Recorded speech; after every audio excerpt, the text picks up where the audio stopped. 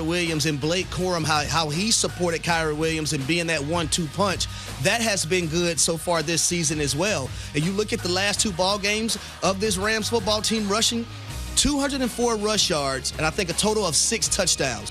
Tonight's winner grabs sole possession of first in the NFC West and is in the driver's seat for the NFC's 1 seed. Rams receiver Puka Nakua issued a statement today, apologized for performing a gesture on an internet live stream that was anti-Semitic in nature and perpetuated harmful stereotypes against Jewish people. He said at the time he had no idea of the nature of the gesture, which 2 internet streamers suggested be part of Nakua's next touchdown celebration.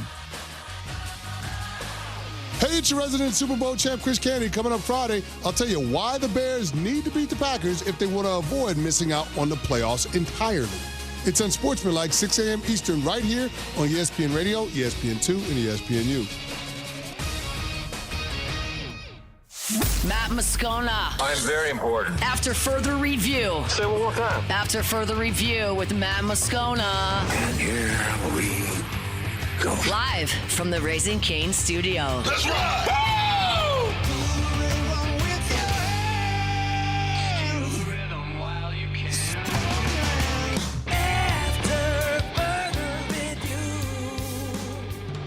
Off we go. Welcome aboard. Glad you're with us.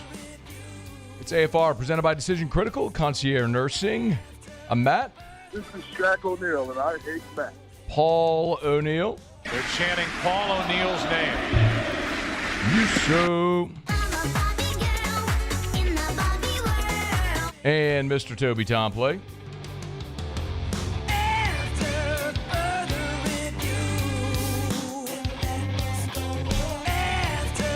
All right, we're here. Glad you are as well. Get out there and make it a good one.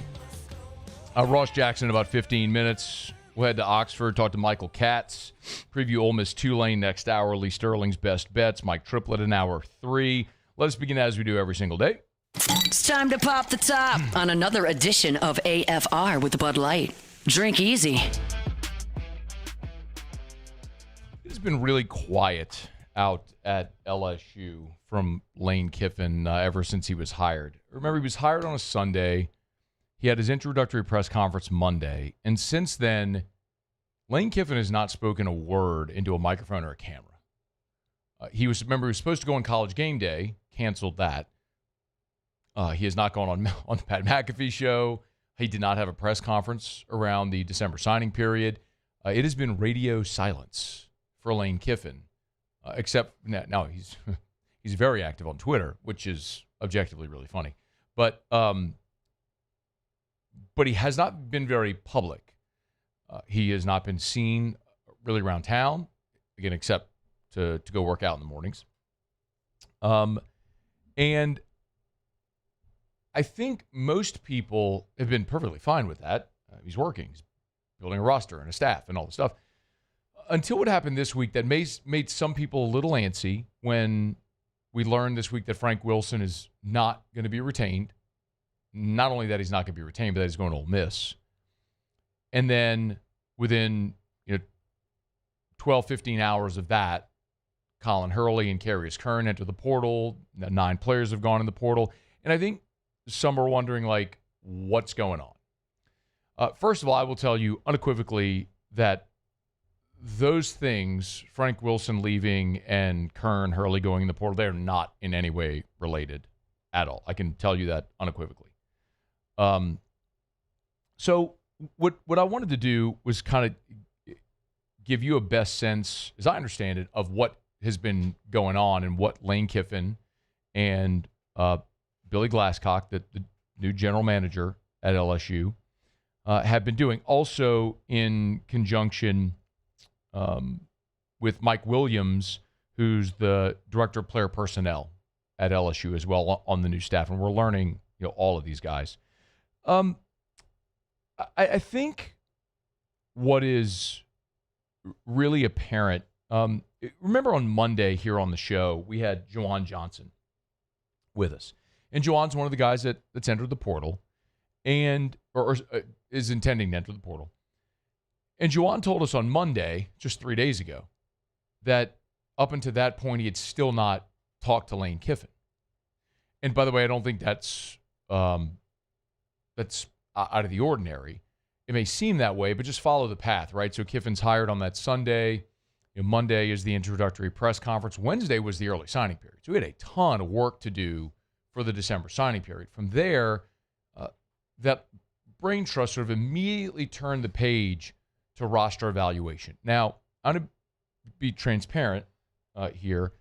I still have not spoken to Lane Kiffin or Billy Glasscock or Mike Williams. I did meet Thaddeus Rivers on Tuesday night for the first time. We didn't talk shop or anything. It was just a casual greeting. Hello, how are you? But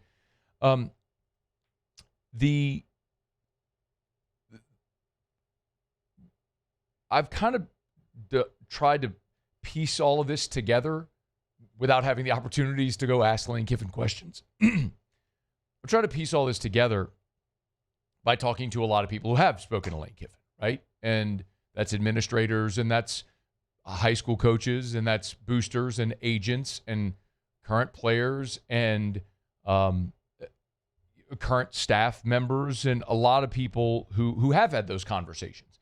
And so it's almost like I've used this analogy, it's like dumping puzzle pieces on a table. So it's like, well, here's not giving you the full puzzle, but you have all the pieces here, so you start to put it together. Well, you get the corner pieces first, and you try to build the border, and you know how to put together a puzzle. So it's similar, kind of how I've worked this. And I think what is maybe the thing that you need to know first and foremost is that of the 9 players that have gone in the portal so far, none of them that's declared is a player that LSU intended to keep.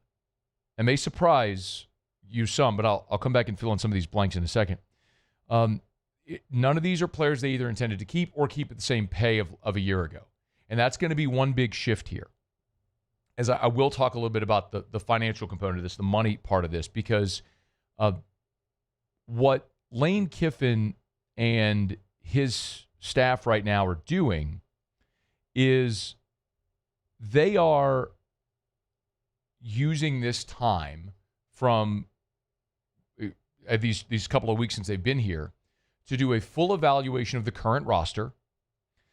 And that is watching film, getting coaches' assessments, character assessments, looking at their physical traits, the team dynamics, talking to academic staff, talking to the strength staff, getting a full picture of every player in the current roster, and then assigning a value to each player. So as I understand, there's a big board in the coach's office there at Football Ops, and they have this big board where they've assigned value to each player. And I think one of the complicating factors financially is this staff in their evaluation may have a different valuation, monetary valuation for a player than the team did a year ago. So all that to say, there may be a guy that's on the roster right now that they'd be open to having back, but at a smaller number financially than what they made a year ago. And if the player's not okay with that, they may go test the market in the portal, which I think is completely understandable if it happens that way. And I think one of the things that's probably revealing itself a little bit here is that LSU was so cash rich a season ago and were so all in, they probably overspent. Brian Kelly threw out the number, $18 million. So you went and spent $20 million on a roster. And I think what's pretty obvious is that there was some misevaluations. You spent $20 million on a roster and you went 7-5. I mean, I don't think I'm speaking out of turn. Can we all agree to that? There are some players you brought in that had exceptional seasons. Monster Tulane is a unanimous All-American. You hit on a lot of these guys.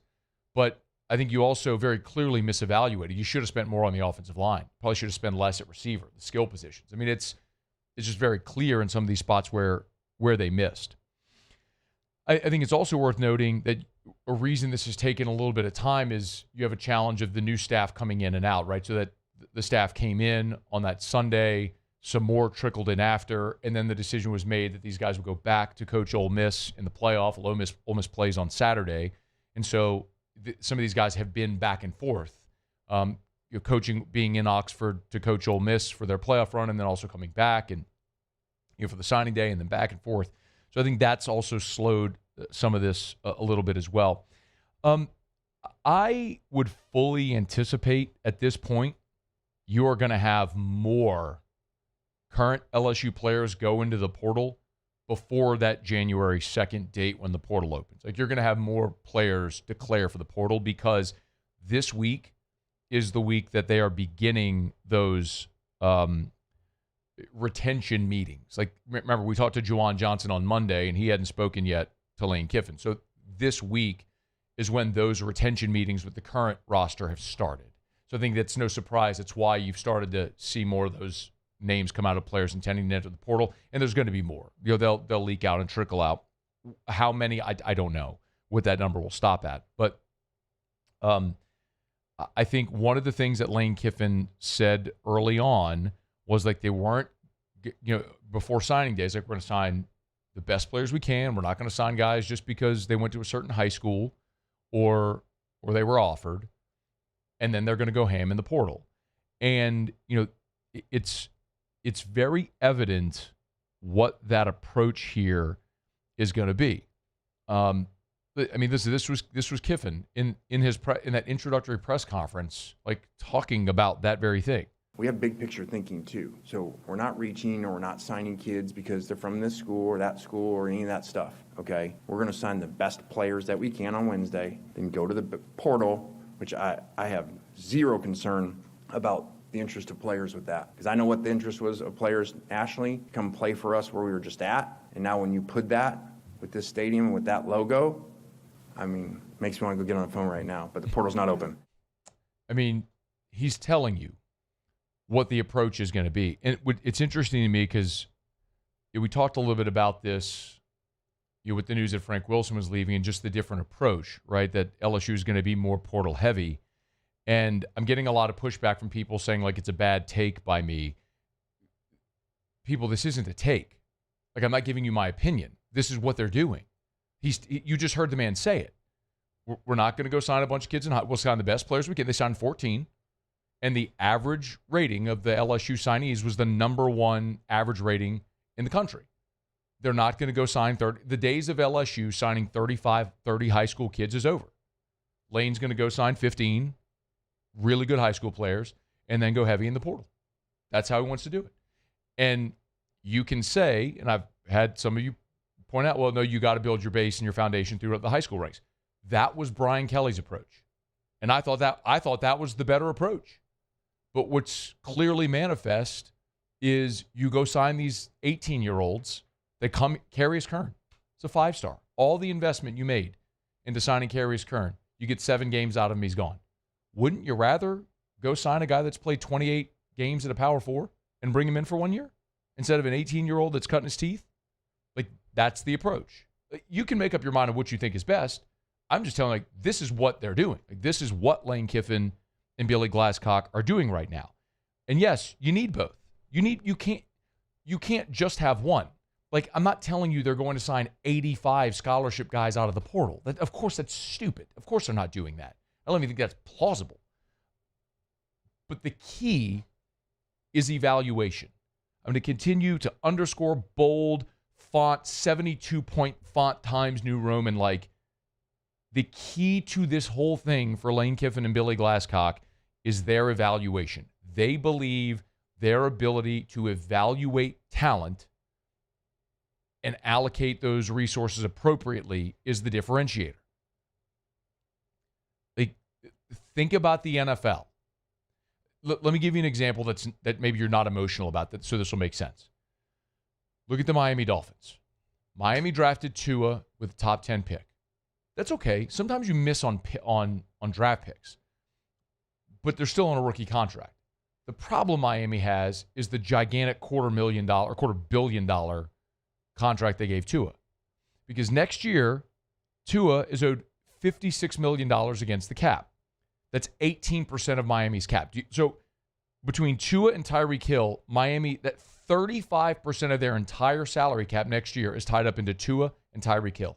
You want to know why Miami's going to stink? Because of that. You missed evaluated. So take that and now put it into what Lane Kiffin and Billy Glasscock are doing right now.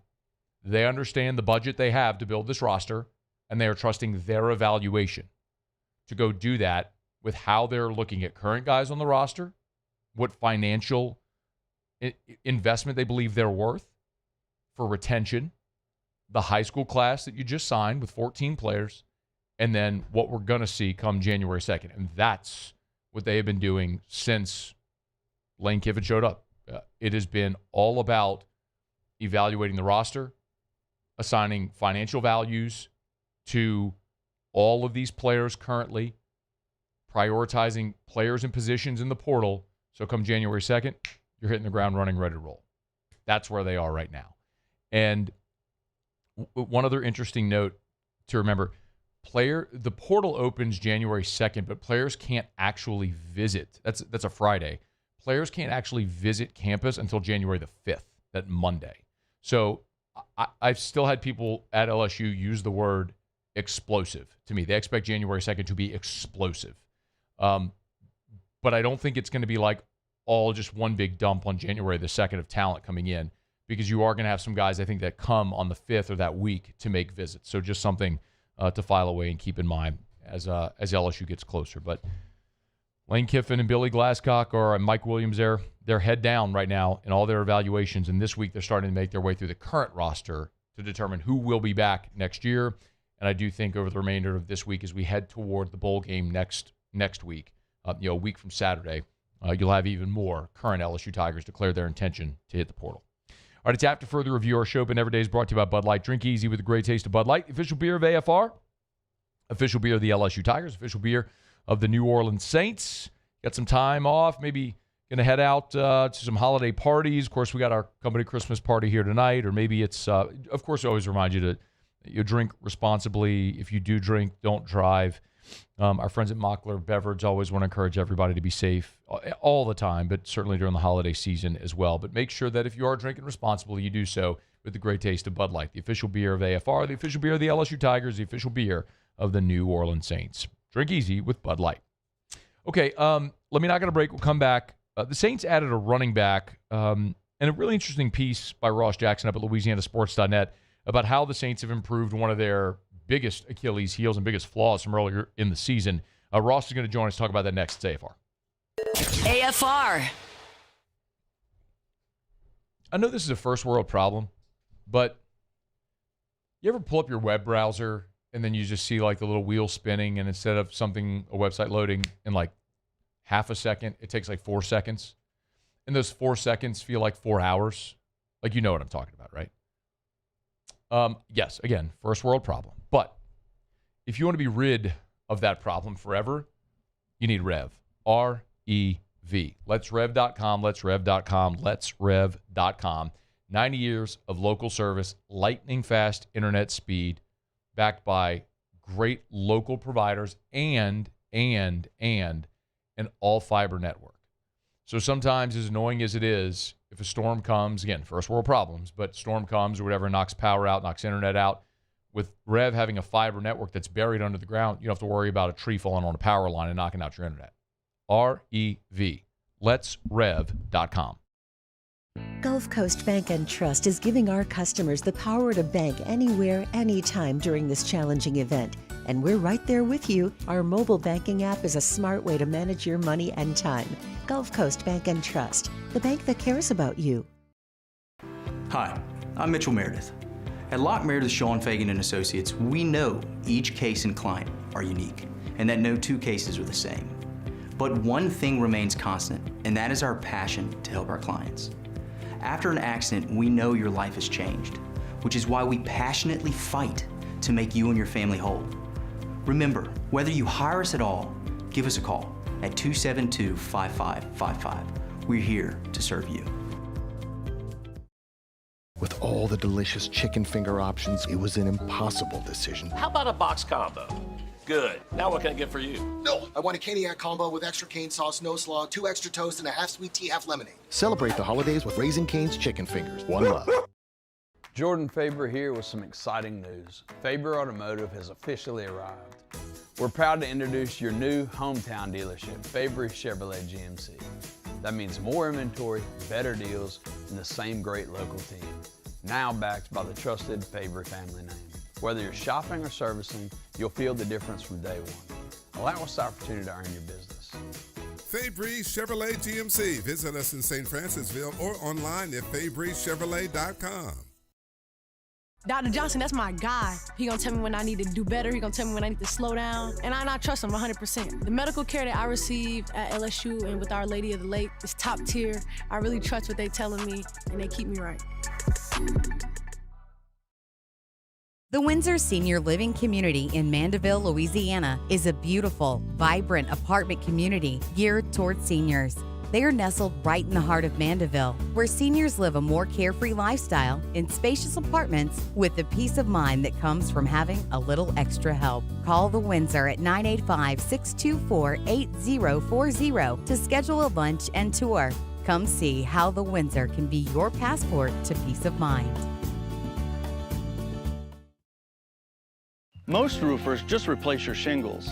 At Pelican, we diagnose your roof, digging deep down to find the root cause of your roof symptoms. Now cough for me. Good. We don't ignore your roof's issues, we address them. Let's just take care of this right here. Helping your roof to become the best version of itself. Interesting that you would say that. How does that make you feel? So call Pelican Roofing for your free roof checkup today.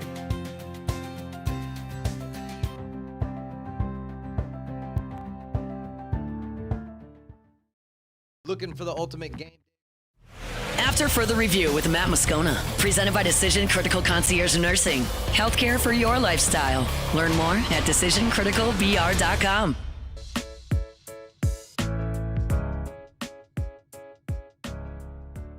3 games left here. How are kind of the chances of getting Neal or Bailey back? Yeah, we'll just kind of see how the next couple days go. We'll see how those guys go, but they'll obviously be out this week, and obviously the timeline's tight, but we'll see what happens. If you couldn't hear, that was a question about Neal and Vele and their opportunity to return this season. Probably a little peek behind the curtain with the Saints adding a running back today, what the prospects are for Neal. Anyway, Ross Jackson, LouisianaSports.net, Locked On Saints, good enough to join us for a couple of minutes here as the Saints are getting off the practice field with one more day to go here before the weekend, where they're welcoming the Jets. Ross, we appreciate it, man. How are you? Yeah, man, I'm doing great. Thanks so much for having me on. Our pleasure. Okay, let's start with the running back situation there. Nyheim Hines was added today. Maybe just read between the lines here with Neal. What's a realistic expectation for him for the rest of the year? Yeah, so for the rest of the year, we're not super sure yet, but I will say that when it comes to the hamstring injury, he had a hamstring injury during training camp, and it kept him out for about a week of training camp plus a couple of preseason games. And so we've kind of seen a little bit of a track record here with what an injury like this could potentially mean. There is also, with only 2 games left in the season, an argument in favor of, you know what, don't worry about rushing him back. It's the end of the year. You're not playing for anything in terms of playoff positioning or seeding or anything like that. Let him, you're going to need him next year. Let him rest up. So I could see the conversation going either way. I think it's more the timeline that makes things trickier more than it is maybe the severity of the injury. But obviously the intersection of both of those things makes things a little bit challenging. And so with the addition of Nyheim Hines, a little bit more of a versatile all-around receiver, rusher, actually has more receiving yards in his career than he has rushing yards in his career by about 570 plus yards. He is somebody that could potentially come in and kind of help out both from adding another rusher, but then also giving you a bit of that receiving versatility that you're missing with Alvin Kamara right now. And, of course, that Devin Neal has proven to have a bit in his coffer, if you will, of talent across his rookie year. So I think that if I'm reading between the lines, I think that there's maybe a drive towards not rushing him back just for the kind of saving him from himself kind of a situation there. But, we don't know for sure yet what it looks like for the rest of the season, but we do know for certain that he's out this weekend. So who is going to run the ball for the Saints this weekend against the Jets? Yeah, I think it's going to be a lot of Audric Estime, the big-bodied back, number 30. He caught a couple of screen passes that went 19 yards. He also had a 9-yard catch over the middle of the field, kind of in that clutch drive, trying to get to get in field goal range for Charlie Smith there at the end of the game. And is a good rusher as well, a good runner between the tackles guy. He was with the Broncos last year, so the system from Denver to New Orleans isn't too terribly dissimilar. A lot of the verbiage is different, but some of the concepts and things like that have overlap. And so he's kind of fit in pretty quickly. And then I think you'll see a little bit of Evan Hull, the former Northwestern running back, who's a bit more versatile, can run in between the tackles, but can also run outside the tackles and can catch passes out of the backfield. And he would kind of be a bit more of the change of pace back. I'm not certain that this weekend we see much of Nyheim Hines just because of how quick the turnaround is from him being added to the practice squad to on Wednesday evening, and then him getting his first practice on Thursday, and then the game being on Sunday. So I expect a lot of the running game to be between those two guys, and maybe a bit more Taysom Hill mixed in as well. Ross Jackson's with us at Ross Jackson NOLA if you want to get in there. You know, Ross, you also have a piece up over at LouisianaSports.net about the Saints' improvement in the red zone. Yeah. Look, they were objectively awful there. Let's first start with some context on how much they've improved there.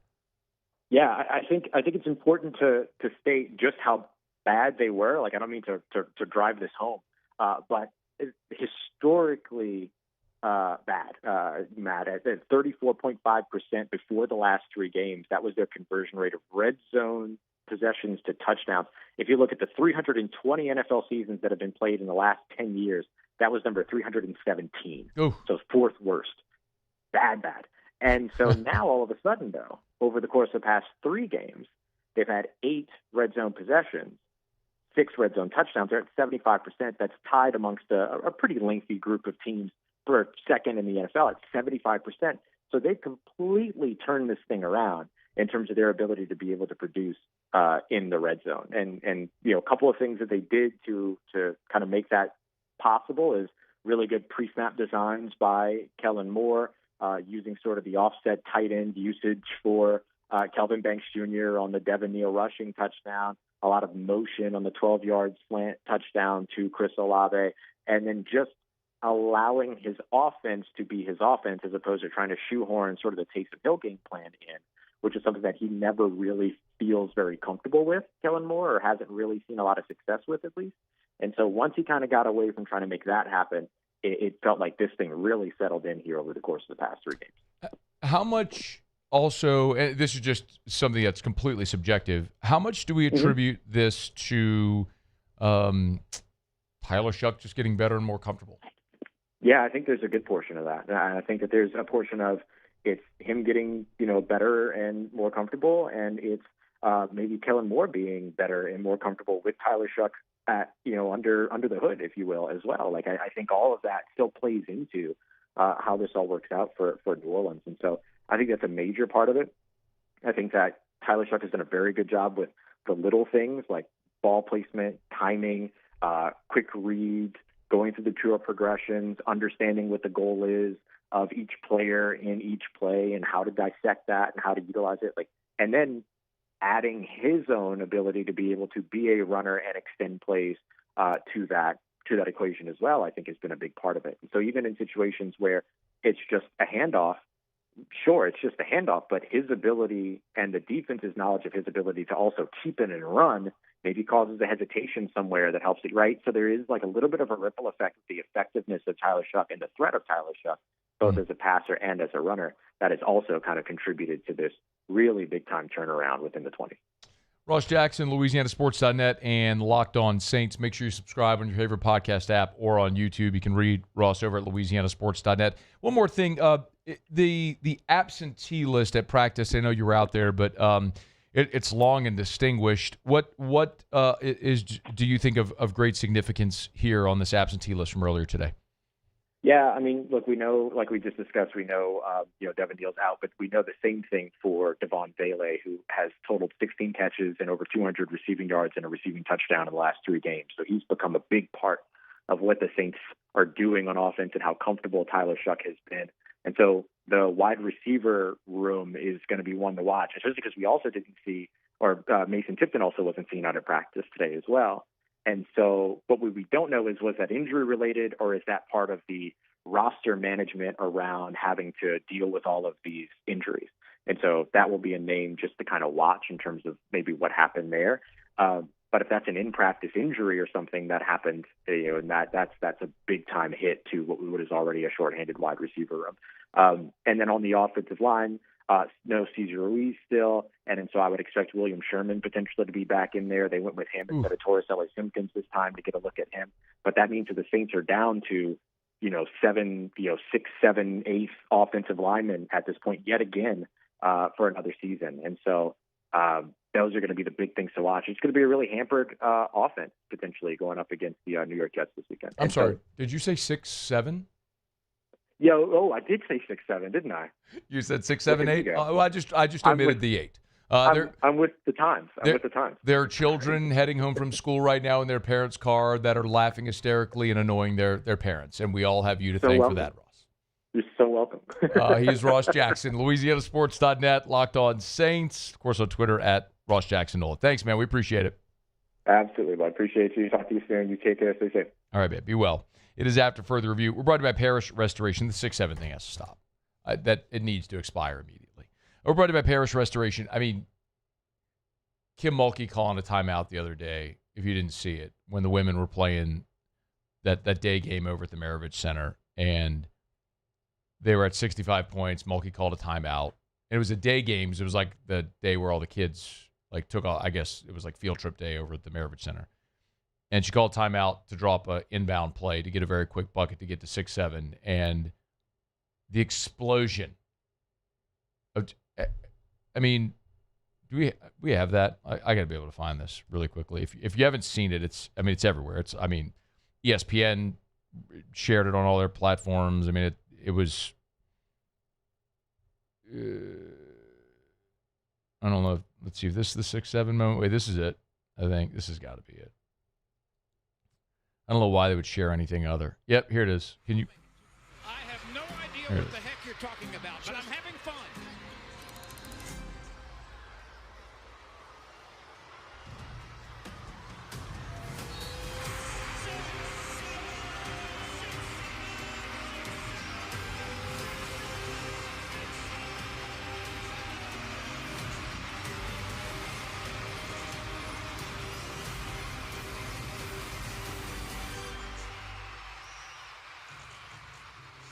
I mean, I'm not trying to be the fun police, and I want kids to have a great time. But you've had your fun with this one, and it's time to move on to something else. Can we move on to like 8, 9? Anything other than this? Do a different gesture instead of up down, maybe side side. I don't know. Do the Nick Saban, whatever. I was supposed to tell you about Parish Restoration. Just know that if you call them, they're going to come spray this dry fog, and it's going to kill all the bad things: mold, flu, COVID, other harmful pathogens, home, vehicle, commercial building, office, doctor's office, odor from sweat, pets, smoke. ParishRestoration.com, ParishRestoration.com, ParishRestoration.com. All right, it's after further review. We're not going to break. We'll go around the SEC when we come back. And how about Coach Miles coming back to Baton Rouge? If you've not, Coach Miles is coming back to Baton Rouge. I can't wait to tell you about this next. It's AFR. AFR. We're brought to you by Darin James and Associates, brokered by LPT Realty. If you are thinking about selling your home, you need to call Darin James. Listen, we're moving into a new year. You know, a new year for a lot of folks is when you have a sort of a new beginning. Maybe you're starting the new year in a new home, new job, new school for the kiddos, and you need to sell your home. If you need to sell your home, you need to do it fast for the most amount of money. You need Darin James. Listen, Darin James is on the Wall Street Journal's list of the top 1% of realtors in America. Think about that. You could fill Tiger Stadium 15 times. And if you took all of those people, Darin, and ranked them, Darin would be number 14 on the list based on the number of homes sold. Why? He's got the right people. He's got the right systems in place to get your home sold faster for more money. He guarantees it. If Darin doesn't sell your home at a price by the deadline you agree to, he'll have your home bought with cash or he'll sell it for free. Log on to agent225.com, agent225.com. Think real estate, think Darin James.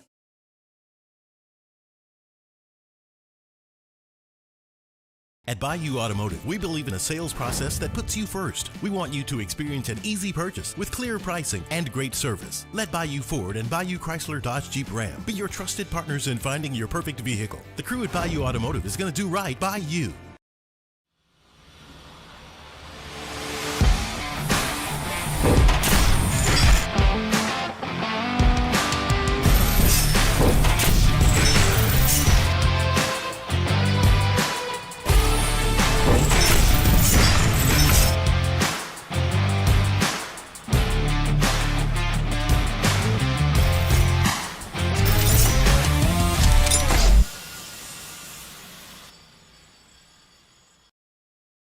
Dr. Johnson, that's my guy. He gonna tell me when I need to do better. He gonna tell me when I need to slow down. And I trust him 100%. The medical care that I receive at LSU and with Our Lady of the Lake is top tier. I really trust what they telling me, and they keep me right. South Louisiana, it's turnaround season, and River Parish Contractors is calling in the best of the best. We're hiring pipe fitters, iron workers, boiler makers, combo and structural welders, rig welders, carpenters, crane operators, dirt operators, and more. If you're ready to work, ready to earn, and ready to build something that lasts, call Big Jake at 318-547-1000 or go to rpcontractors.com. River Parish Contractors. Let's get building. Hi, this is Beth Serena. Welcome to my pool.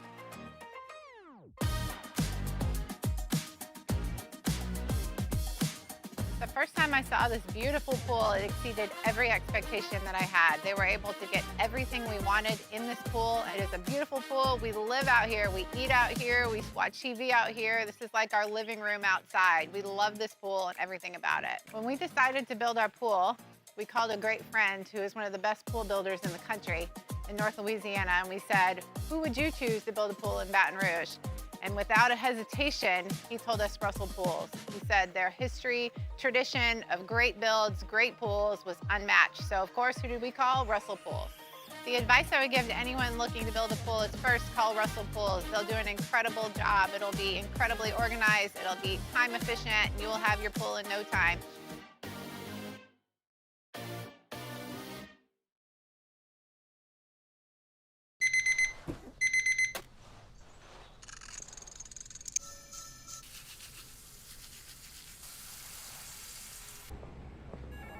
Sometimes you ignore the signs, even when they're right in front of you. Problem gambling isn't always easy to spot. Know the signs. After further review with Matt Moscona, presented by Decision Critical Concierge Nursing. Healthcare for your lifestyle. Learn more at decisioncriticalbr.com.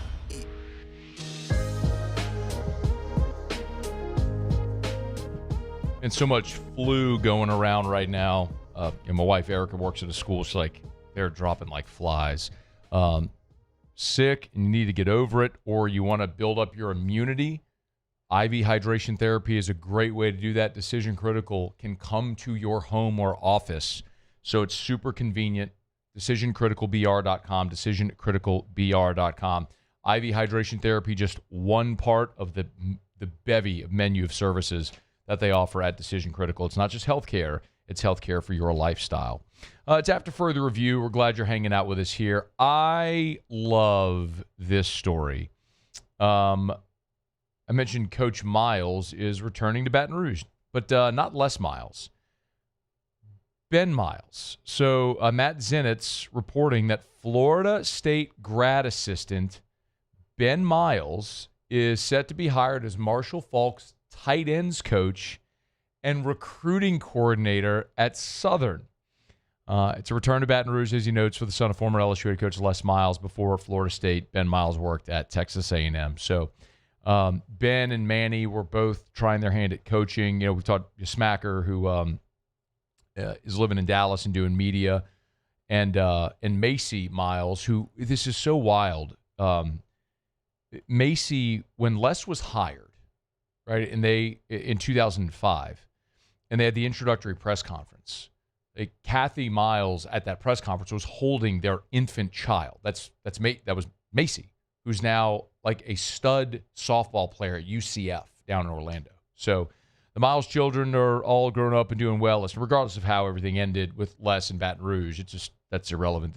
It was a family that gave a lot to this community for a lot of years, and a lot of people here saw those children grow up for a dozen years, and they're all doing really well. And Ben is a Catholic High alum, so you can roll your eyes if you want, I don't care.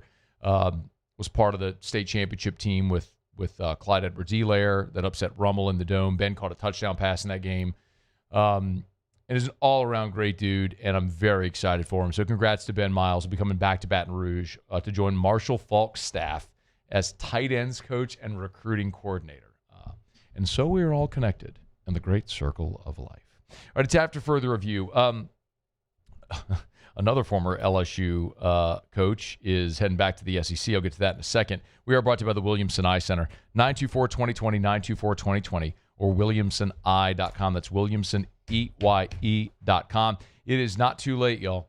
It's not too late to give the gift of LASIK, PRK, the custom lens replacement, whatever refractive procedure you may need or your loved one may need. You can still give that as a gift here for Christmas.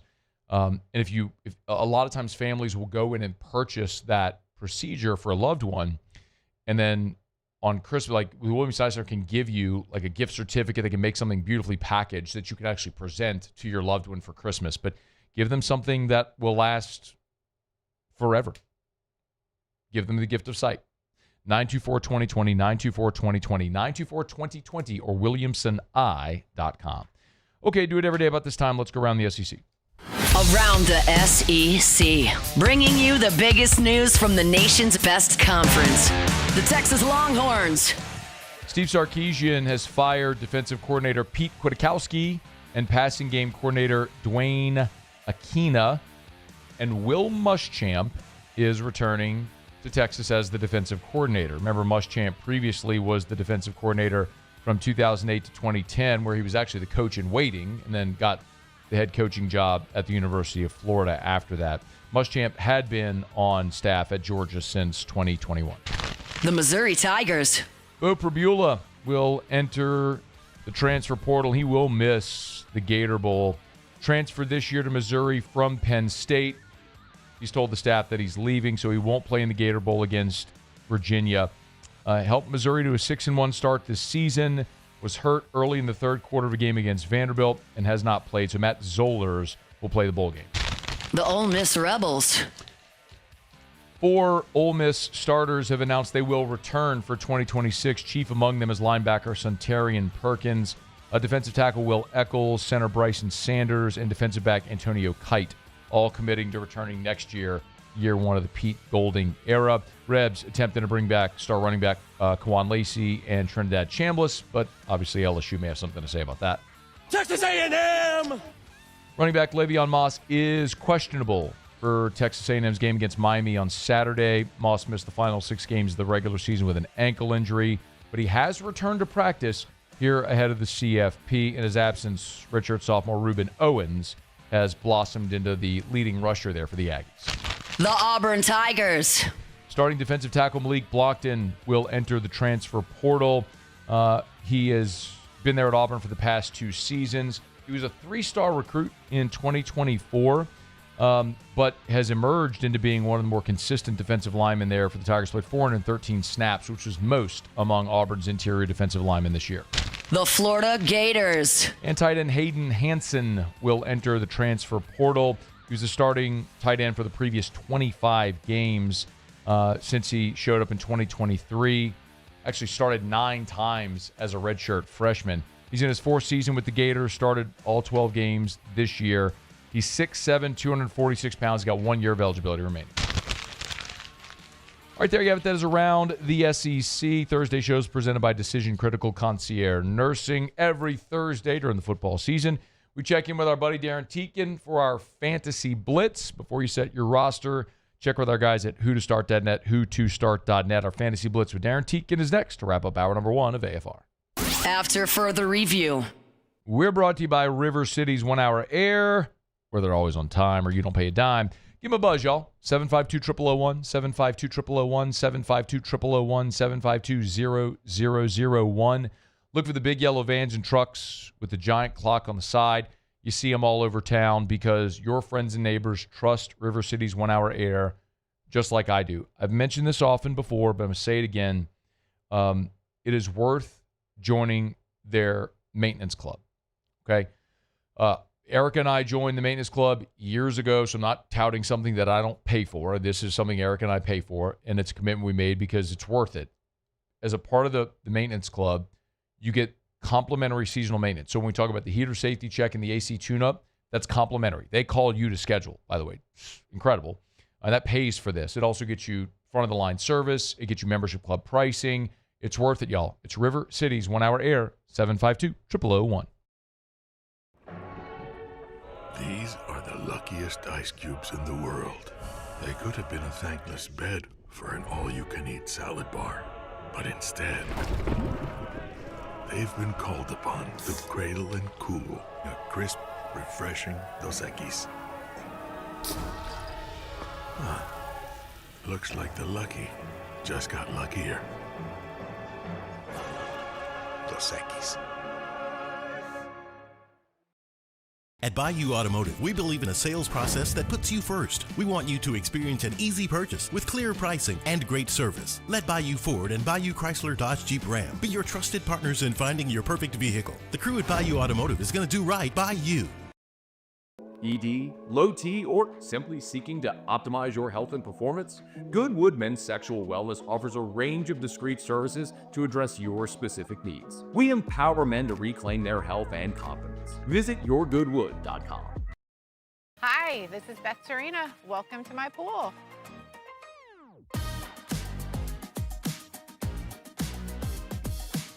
The first time I saw this beautiful pool, it exceeded every expectation that I had. They were able to get everything we wanted in this pool. It is a beautiful pool. We live out here, we eat out here, we watch TV out here. This is like our living room outside. We love this pool and everything about it. When we decided to build our pool, we called a great friend who is one of the best pool builders in the country in North Louisiana, and we said, who would you choose to build a pool in Baton Rouge? And without a hesitation, he told us Russell Pools. He said their history, tradition of great builds, great pools was unmatched. So of course, who did we call? Russell Pools. The advice I would give to anyone looking to build a pool is first call Russell Pools. They'll do an incredible job. It'll be incredibly organized. It'll be time efficient, and you will have your pool in no time.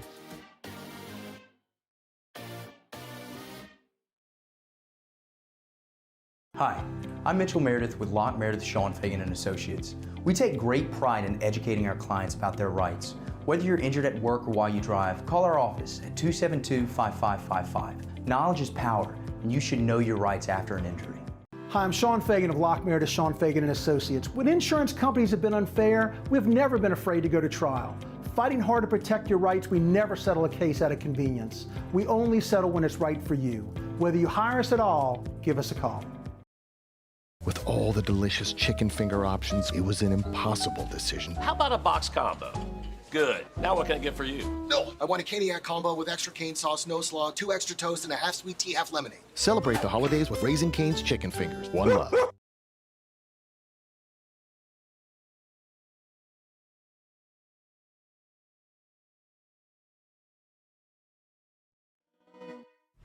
After further review with Matt Moscona, presented by Decision Critical Concierge Nursing. Healthcare for your lifestyle.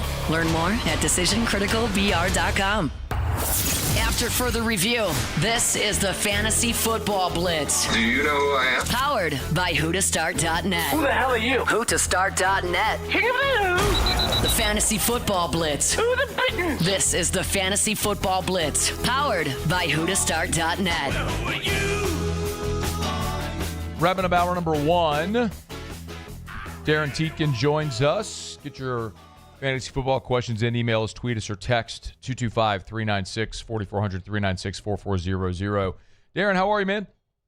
I'm doing pretty good. Awesome, man. We appreciate you for joining. As always, big one tonight. Rams, Seahawks. One that pits the top 2 teams in the NFC right now. Who are we keeping an eye on? Yeah, this should be a good game. Both teams at 11-3, fighting for the top dog, and not only the NFC West, but pretty much the NFC in general. The receivers we're looking at, with Devontae Adams likely to be out. Obviously, Puka Nakua becomes the big target for Matthew Stafford. Maybe his tight end, Colby Parkinson, who's come on strong.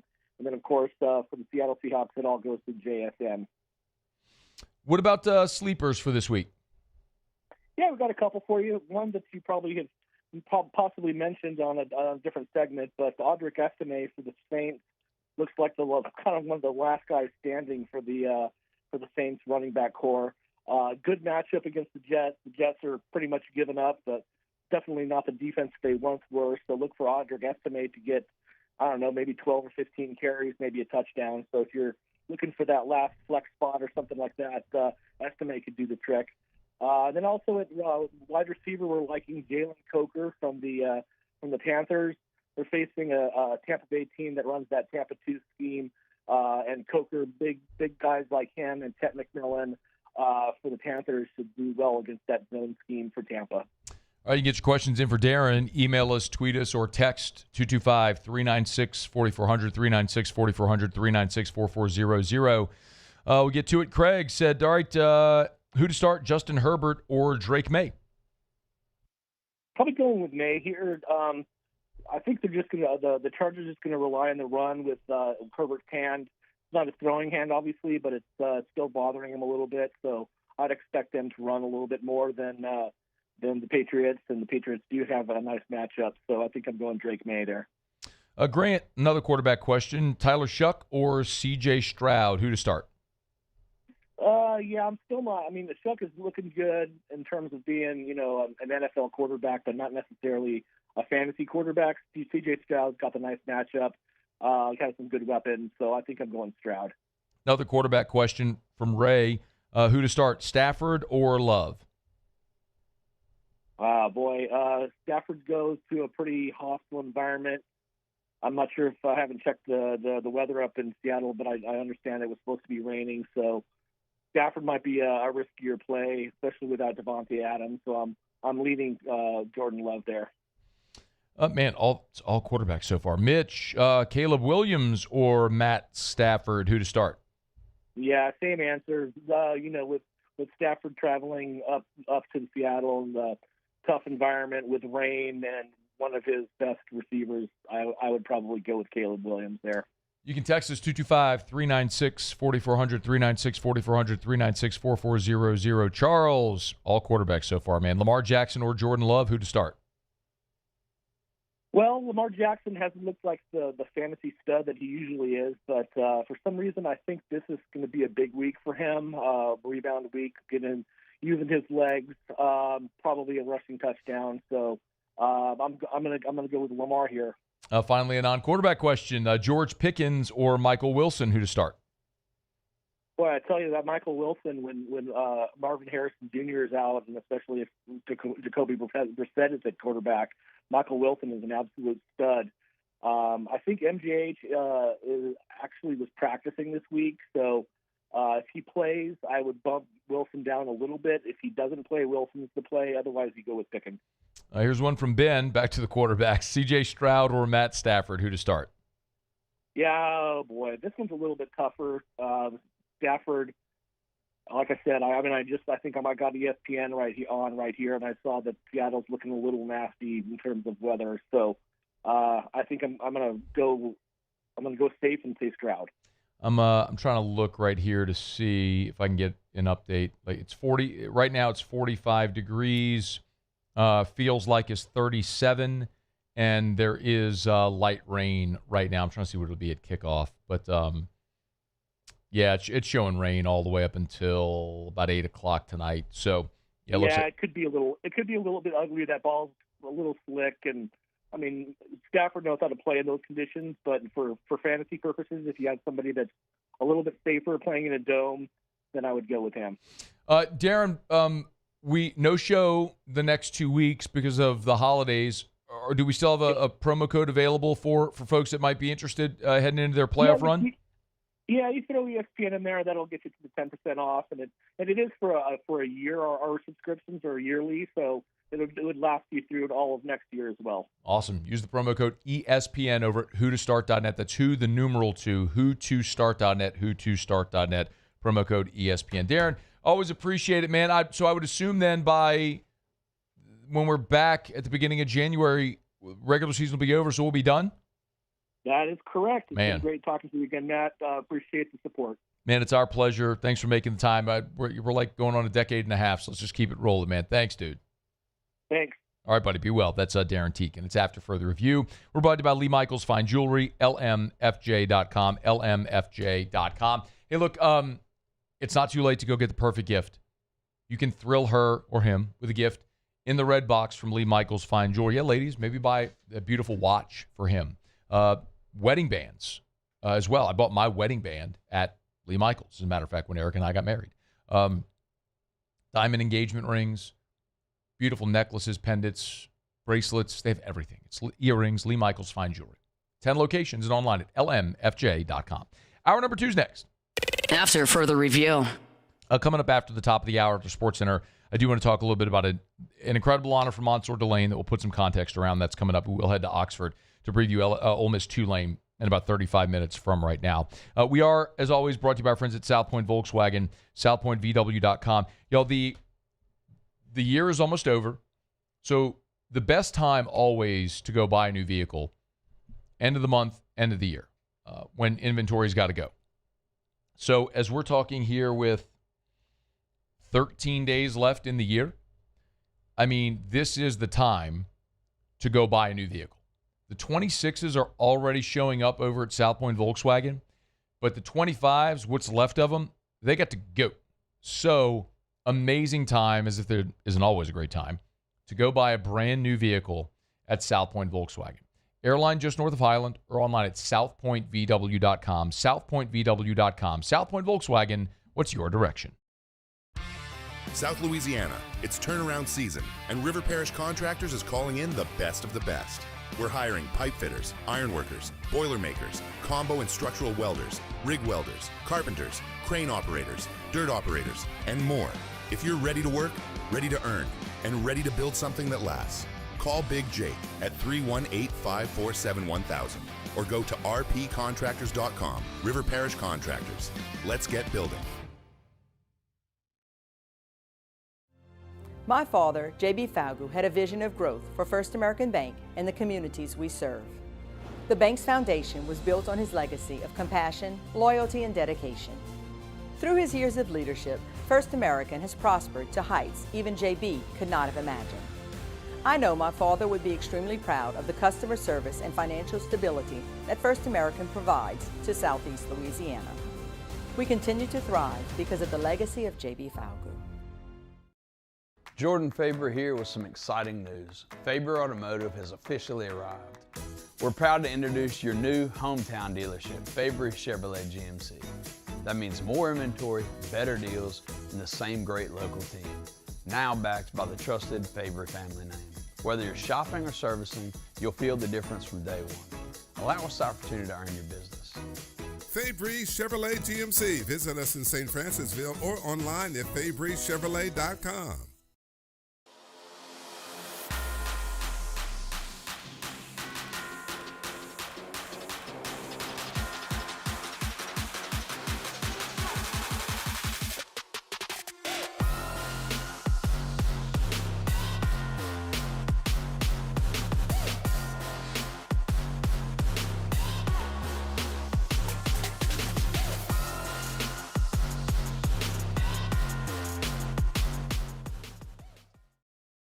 BRAC teamed up to reimagine your parks, and you imagined big.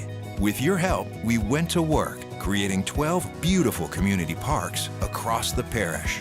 A family-sized water park, miles and miles of trails, and parks just for your dogs. There are more places to splash, to explore, to run wild, and even soar. You imagined, we delivered. Gold. BRAC, your #1 park system in the nation.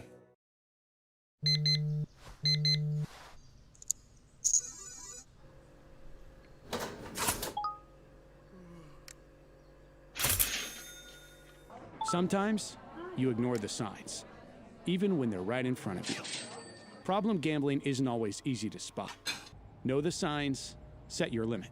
Learn more about healthy gambling habits by visiting us online or text or call for free, confidential help now.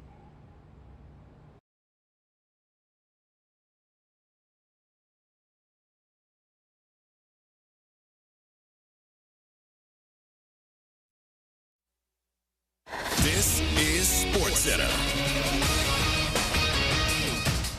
I'm Christine Lisi. NFL Week 16 kicks off with a massive game tonight. Rams Seahawks. Not only is sole possession of first in the NFC West on the line, but the winner also will be in the driver's seat for the top spot in the NFC. LA star receiver Devontae Adams doubtful with knee and hamstring injuries. So how do things change for the Rams if he's out? Pro Football Hall of Famer Warren Moon. They probably will lose a lot down in the red zone because that's where they use him a lot because he gets one-on-one and he's one of the best, off the football as far as his releases. So he's scored a lot of touchdowns. But I think Puka's going to probably take over that role. You love to have him at your disposal, but I think not having him won't hurt him as much as people think because of how much they're playing the 3 tight end set. Warren Moon on Amber and Ian. Bears ruled out 2 of their top receivers, Rome Odunze and Luther Burden III, Saturday versus the Packers due to injuries. Injured Green Bay running back Josh Jacobs and Christian Watson listed as questionable. Colts opened the practice window for quarterback Anthony Richardson, who's been out with a fractured orbital bone. He will not play on Monday Night Football against San Francisco. Phillip Rivers remains Indy starter. Hey, it's your resident Super Bowl champ, Chris Candy. Coming up Friday, I'll tell you why the Bears need to beat the Packers if they want to avoid missing out on the playoffs entirely. It's Unsportsmanlike, 6 a.m. Eastern, right here on ESPN Radio, ESPN2, and ESPNU. Matt Moscona. I'm very important. After further review. Say one more time. After further review with Matt Moscona. And here we go. Live from the Raising Cane studio. That's right.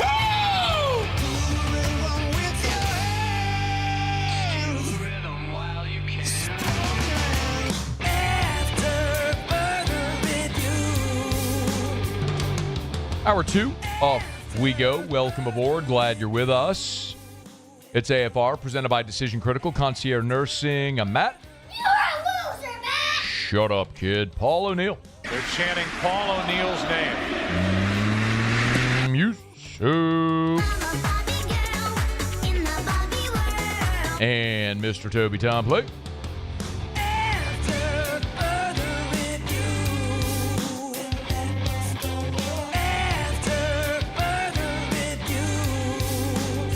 All right, we're here. Glad you are as well.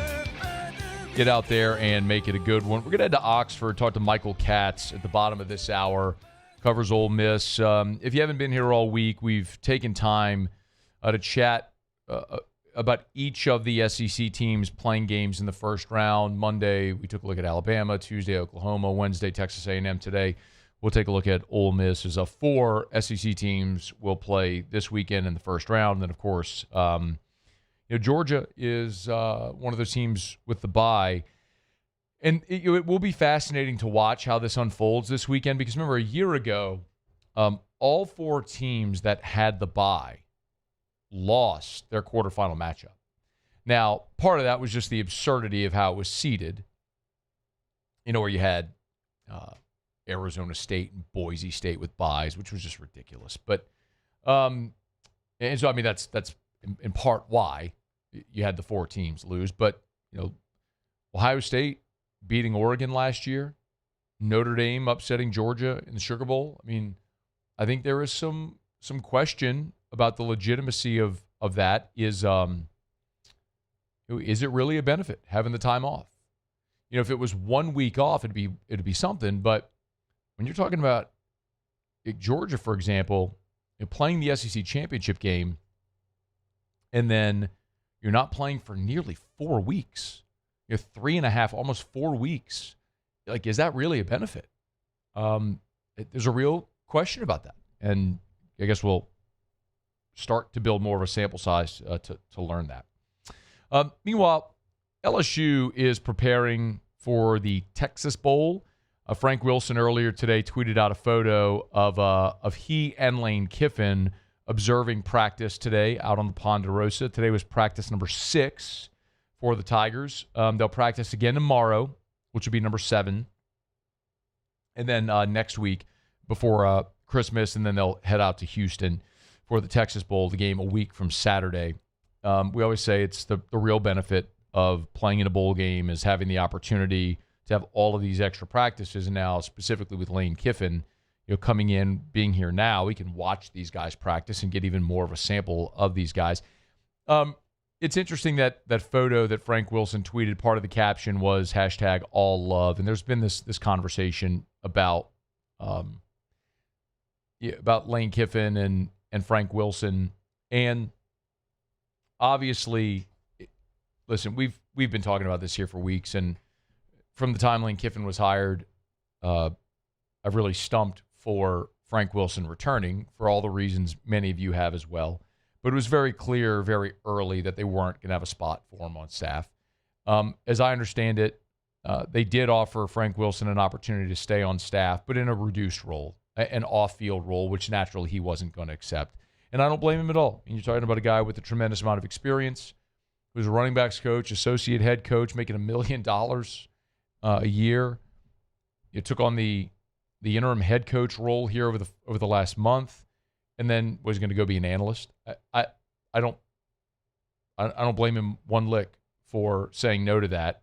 And he's got a great opportunity at a place like Ole Miss, a place he coached before, a place in the SEC, not far from home, and working with guys he's familiar with. Pete Golding is the head coach now at Ole Miss, and Frank hired Pete Golding at UTSA as his defensive coordinator. So they've worked together before. Of course, Austin Thomas is there now as the general manager.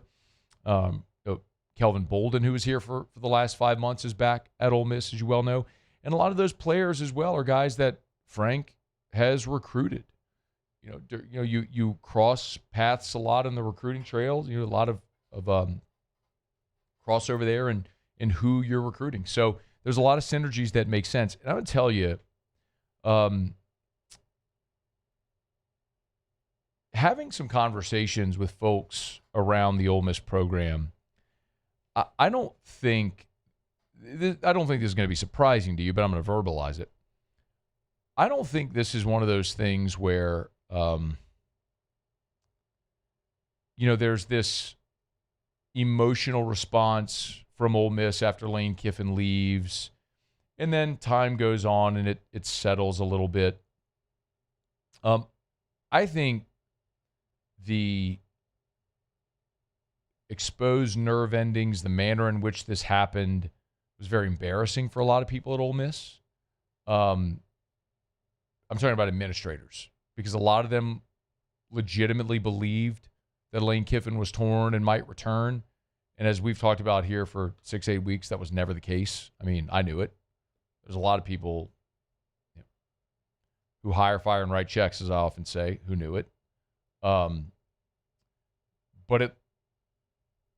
some of the decision makers there didn't get it. They believed that he was legitimate and might actually return, which he was never going to do.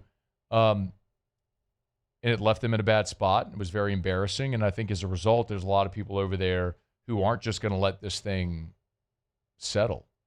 I think there are people at Ole Miss who want to embarrass Lane Kiffin as much as they want to win. And so I think you are going to see, did you see the story today? We did it around the SEC, but there's 4 players, key Ole Miss players, who today announced that they have signed deals to return. This was ESPN had the report, but Centarian Perkins, who's the only 5-star that signed with Ole Miss during Lane Kiffin's tenure, defensive tackle Will Eccles, center Bryson Sanders, and then defensive back Antonio Kite. 4 key players. And from an Ole Miss perspective, you might be looking at this going, man, those might have been guys that Kiffin at LSU would have targeted had they gone to the portal to bring him to Baton Rouge. And instead now they've signed on to stay at Ole Miss. And I have no doubt part of that is they like Ole Miss and they like their teammates and they like Pete Golding, and there's a lot of that. But as I understand it, there are people at Ole Miss that are willing to make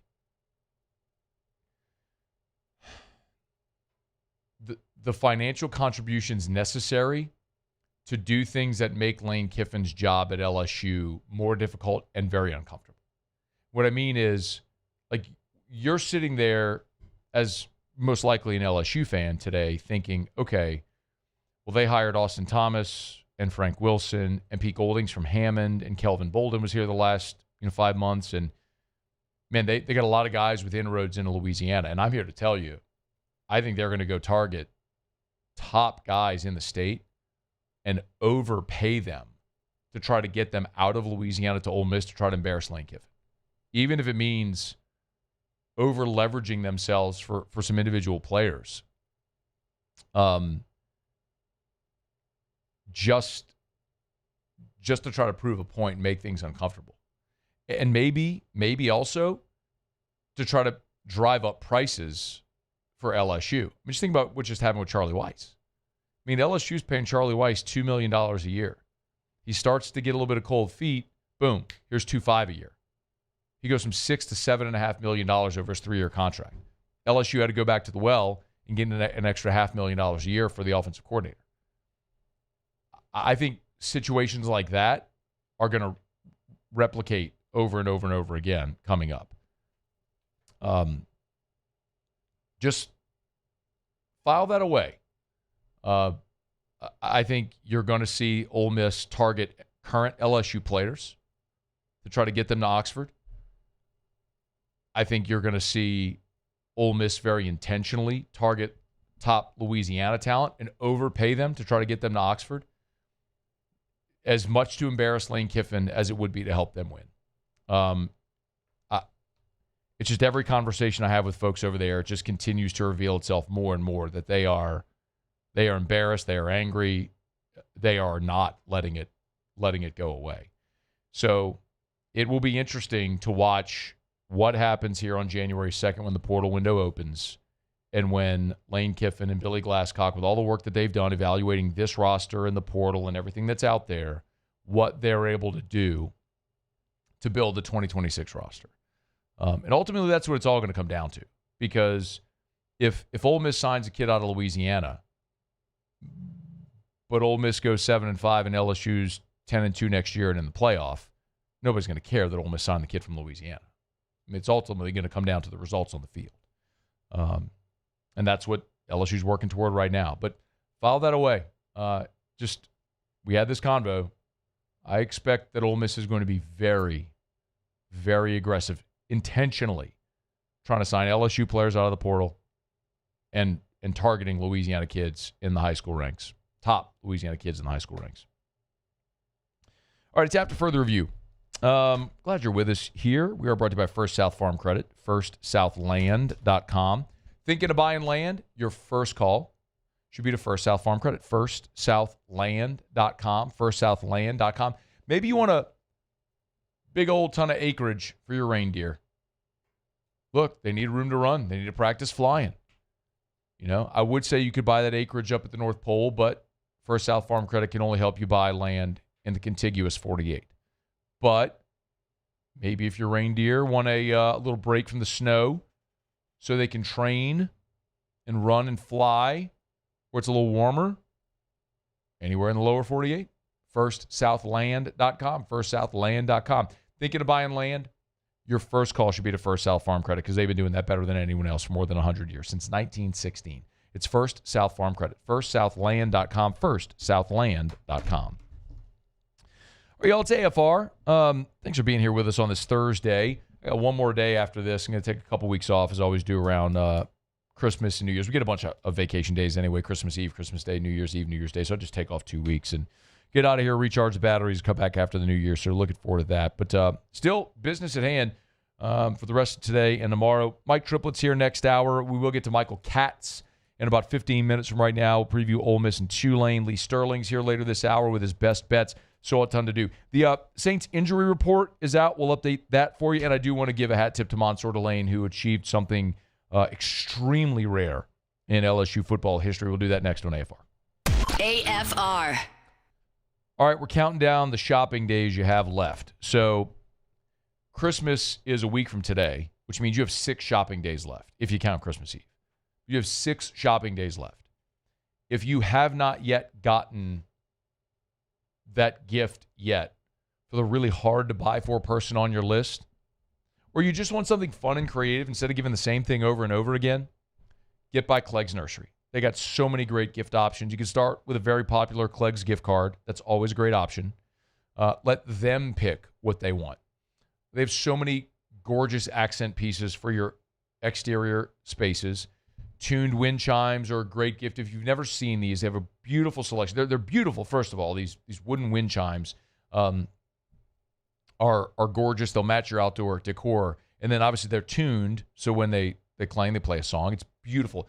Bird feeders, hummingbird feeders, so many options. Check them out today at Clegg's Nursery. Trust isn't given, it's earned. On the field, I trust my team. For my healthcare, I trust the lake. Our Lady of the Lake sports medicine experts know what it takes to improve performance and build champions at every level. That's why LSU chose Our Lady of the Lake as its championship health partner, trusting Louisiana's best medical team to care for our state's best athletes. From championship athletes to everyday champions, trusted care starts here. I trust the lake. At Bayou Automotive, we believe in a sales process that puts you first. We want you to experience an easy purchase with clear pricing and great service. Let Bayou Ford and Bayou Chrysler Dodge Jeep Ram be your trusted partners in finding your perfect vehicle. The crew at Bayou Automotive is going to do right by you. Gulf Coast Bank and Trust is giving our customers the power to bank anywhere, anytime during this challenging event. And we're right there with you. Our mobile banking app is a smart way to manage your money and time. Gulf Coast Bank and Trust, the bank that cares about you. Lockmair Sean Fagan and Associates has won for our clients over $175 million over the decades, but our greatest success is our clients who have chosen and trusted us to help them. Whether you hire us at all, give us a call. You've got nothing to lose. Hi, I'm Sean Fagan. If you get injured, you could be staring at medical bills, repair costs, and lost income. Life can be turned upside down. At Lockmair Sean Fagan and Associates, we'll work to turn your world right side up. Hire us, and like thousands of our clients, you'll be glad you did. At Auctioner, we know healing is a team sport. That's why we've partnered with world-renowned orthopedic surgeon Dr. James Andrews to create the Auctioner Andrews Orthopedics and Sports Medicine Institute. Whether you're a professional athlete or a weekend warrior, our team of specialists are dedicated to getting you back in the game. So whatever your reasons are for reaching your personal best, we've only got one: you. Auctioner Andrews Institute. Long live you. Men, age is just a number. Don't let it dictate how you feel. Goodwood Men's Sexual Wellness has anti-aging services that can help you look and feel your best. Visit yourgoodwood.com and discover a renewed sense of vitality. These are the luckiest ice cubes in the world. They could have been a thankless bed for an all-you-can-eat salad bar, but instead, they've been called upon to cradle and cool a crisp, refreshing Dos Equis. Looks like the lucky just got luckier. Dos Equis.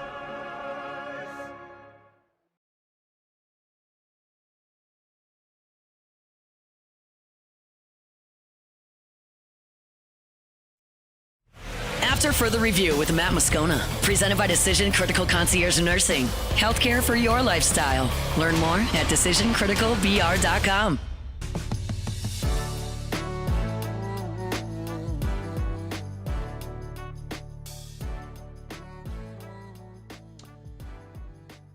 Saints-Jets official injury report is out. Thanks to Ross Jackson, who was with us in hour number one, went through some of this, and some of this would be expected, but it's not good for New Orleans. It is a long and distinguished injury list for the Saints as they get prepared to take on the Jets Sunday in the Dome for the final home game. But here's all the DNPs, and there were 6 of them.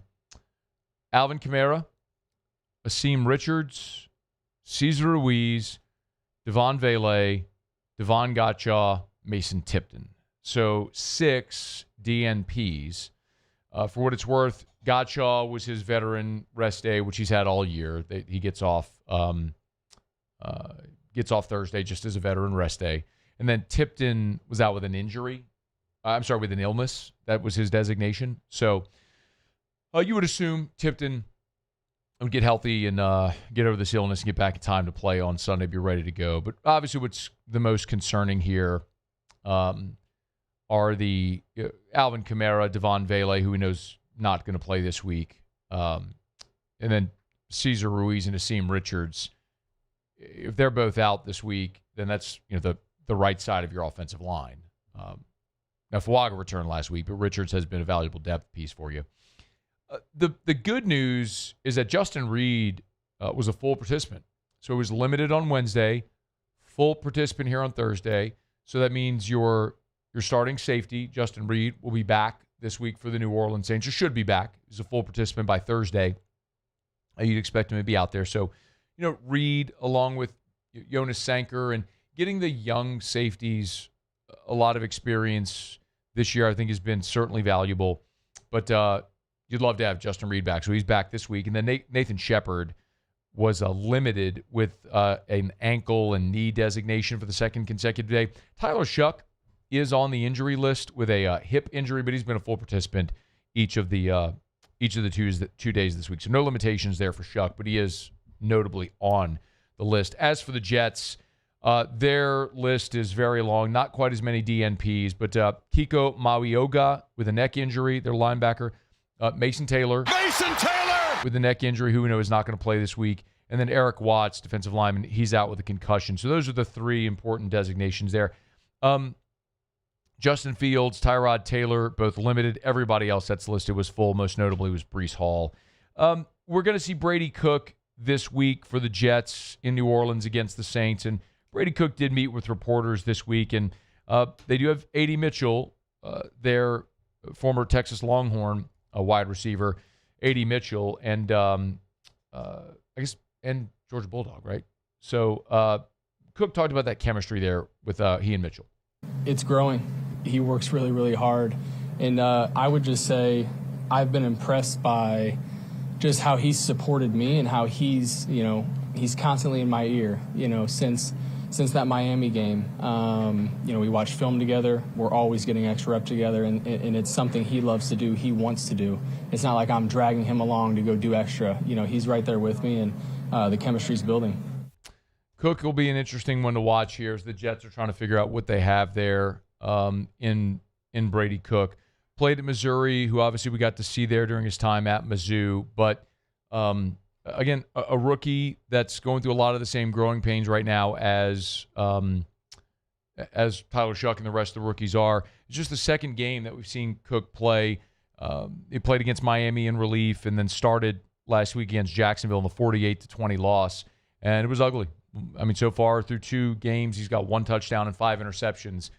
You get Justin Reed back for the New Orleans Saints, and a struggling Jets team in offense and a defense that traded off its best players. It's just very bad in New York with the Jets, obviously. So it's a game where the Saints are favored. That line keeps growing. We'll see if the Saints can go continue to build on the good vibes they have, but they'll have to do it with a few of their key players down on the offensive side of the ball. All right, it is After Further Review. We're glad you're with us. Love telling you about Shaw Bills Tire and Auto Service. Talk about Mansour Delane here in just a second. But remember, over at Shaw Bills, Christmas is just about here. If you're hitting the road, my parents are actually going to be driving to Kansas to go spend Christmas with my sister and her family, and then they're driving to South Bend after that to see my brother and his family in Indiana. So they're going to be putting a lot of miles on the vehicle. If that's you, make sure before you hit the road, make sure your vehicle is in tip-top shape. Bring it to Shaw Bills. They'll treat you like family. Name brand tires at wholesale prices, and yes, they'll treat you like family. If it's oil changes, if it's new tires, it is total car care over at Shaw Bills Tire and Auto Service, where they have Charlie's Dozen, which includes the price match guarantee. Buy tires at Shaw Bills, find them advertised cheaper somewhere else. They'll refund you 125% of the difference. Shaw Bills Tire and Auto Service, ShawBillsTire.com, ShawBillsTire.com. It's Shaw Bills, where we keep you rolling. Hey, congratulations to Mansour Delane. Today, he was named a first-team All-American by the Football Writers Association of America. That means of the 5 recognized All-America teams, he was a first-team All-American on all 5. That's AP, Walter Camp, Sporting News, American Football Coaches Association, and the Football Writers Association of America. Delane is now one of 13 players in LSU football history to earn unanimous All-American honors. That is no small feat. Like, just for context, LSU has been playing football since 1893. Like, you know that. You don't need a history lesson. But to be a unanimous All-American, all 5 of those organizations have to vote you a first-team All-American. So Billy Cannon did it twice, in 1958 and 1959. He was a unanimous All-American twice. So Delane now is the 13th player, but the 14th season that that LSU's had a unanimous All-American because Cannon did it twice. So, like, here's your list. Gaynell Tinsley in 1936. Billy Cannon in 58 and 59. Roy Winston in 61. Jerry Stovall in 62. It didn't happen again until Nacho Albergamo did it in 87. Another 20 years passed before Glenn Dorsey was a unanimous All-American. Then Pat Pete and Mo Claiborne did it in back-to-back years, 2010, 2011. Then Grant Delpit in 2018 was a unanimous All-American, although he didn't win the Thorpe that year, which is ridiculous. And then in 2019, Joe Burrow and Jamar Chase were unanimous All-Americans, and then Malik Neighbors was a unanimous All-American in 2023 when he didn't win the Blitnikoff. You mean those awards are popularity contests? Yes, they are, largely. But all that to say, like, I didn't mention Tyrann Mathieu. I didn't mention Jaden Daniels. There's some amazing players in the history of LSU football, All-American players that were not unanimous All-Americans. So, although it was just one little glimmer of Mansour Delane, one season, and a 7-5 season at that, like, you just watched one of the greatest individual seasons, quite literally, in the history of LSU football. In this DBU era of the last 25 years, Mansour Delane just put himself alongside Grant Delpit, Patrick Peterson, and Morris Claiborne as the only DBs in this era to earn unanimous All-American honors. I mean, just a magnificent season. I saw Hunt Palmer share this over at LouisianaSports.net in one of the pieces he wrote about Delane. Mansour Delane allowed 2 first downs all year. Like, the absurdity of 2 first downs all year. Eventually, you'd think, I'll have a bad game and it's just a matchup and another guy goes off a little bit, has some success. 2 first downs all year. Incredible. What a year for Mansour Delane. Congrats. The 13th player in LSU football history to earn unanimous All-American honors. Okay, y'all, it is AFR. Our Thursday shows are brought to you by Decision Critical Concierge Nursing all over the state of Louisiana. It's not just healthcare.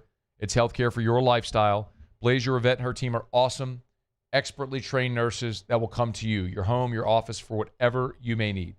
From bringing home the baby to end-of-life care and everything in between. Dealing with a difficult diagnosis. Maybe you need therapeutic phlebotomy. Maybe it's IV hydration. Maybe it's blood labs like we had to do with Drew. They came to our house to do the blood draws. They can do all of it. It's DecisionCriticalBR.com. DecisionCriticalBR.com.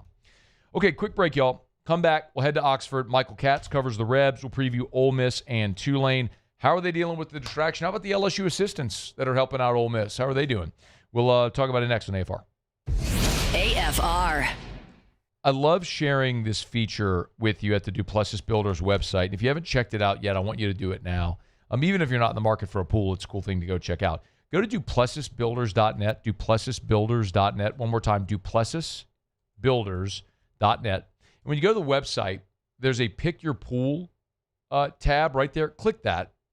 And I'd say this all the time. Like, there's 11 designs that they have, starting under $50,000, by the way. And financing is available. You can pick your pool, whichever design that you like. You just pick one. And then when you pick the design that you like, it says customize your pool. And then you can go there and pick all of the finishes that you like. The coping, the porcelain tile, the quartzscape, the plaster. Do you want a water wall? Do you want a spray deck? All the different things. You can choose your finishes for that pool and then boom. Pay for it, finance it, all right there at the website. It's DuplessisBuilders.net, DuplessisBuilders.net. These ice cubes could have been a thankless bed for an all-you-can-eat salad bar. But instead, they cradle and cool the crisp, refreshing Dos Equis. Nicely done, ice cubes. At Bayou Automotive, we believe in a sales process that puts you first. We want you to experience an easy purchase with clear pricing and great service. Let Bayou Ford and Bayou Chrysler Dodge Jeep Ram be your trusted partners in finding your perfect vehicle. The crew at Bayou Automotive is going to do right by you. This menu is a masterpiece. Delivers every time. This is the worst party ever. Raisin Cane's! Let's go! The party is Peter, Mr. Billingsley. Celebrate the holidays with Raisin Cane's chicken fingers. One love. In South Louisiana, you can always count on good people coming together to help our children. At Dreams Come True, we grant wishes for Louisiana children with life-threatening illnesses. But to do this, we need funds. That's why we're trying to raise $100,000 for Dreams Come True by giving away the Blessed Children's School. Make your backyard's dream come true while helping our kids.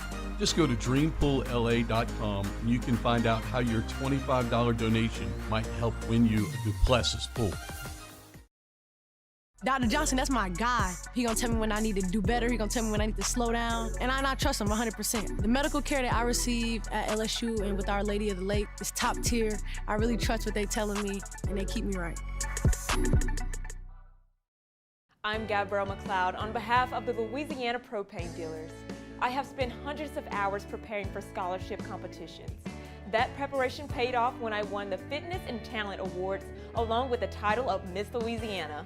The Louisiana Propane Dealers are also pretty talented and want you to be prepared for when the power goes out. Visit LouisianaPropane.com to find out about propane generators and other safety tips. Louisiana Propane, it truly is the fuel for our future. I'm Lawyer Locke Meredith. We are honored and humbled to receive from our clients in Google. Based on 5-star client reviews, the designation of our law firm is highly recommended. Whether you hire us at all, please give us a call, 272-5555. You have nothing to lose. Hi, I'm Mitchell Meredith. Injuries happen when you least expect them to, making your life more complicated. At Locke Meredith Sean Fagan and Associates, we know this and we strive to help each of our clients during these times. Whether you hire us at all, give us a call at 272-5555. ED, low T, or simply seeking to optimize your health and performance? Goodwood Men's Sexual Wellness offers a range of discreet services to address your specific needs. We empower men to reclaim their health and confidence. Visit yourgoodwood.com.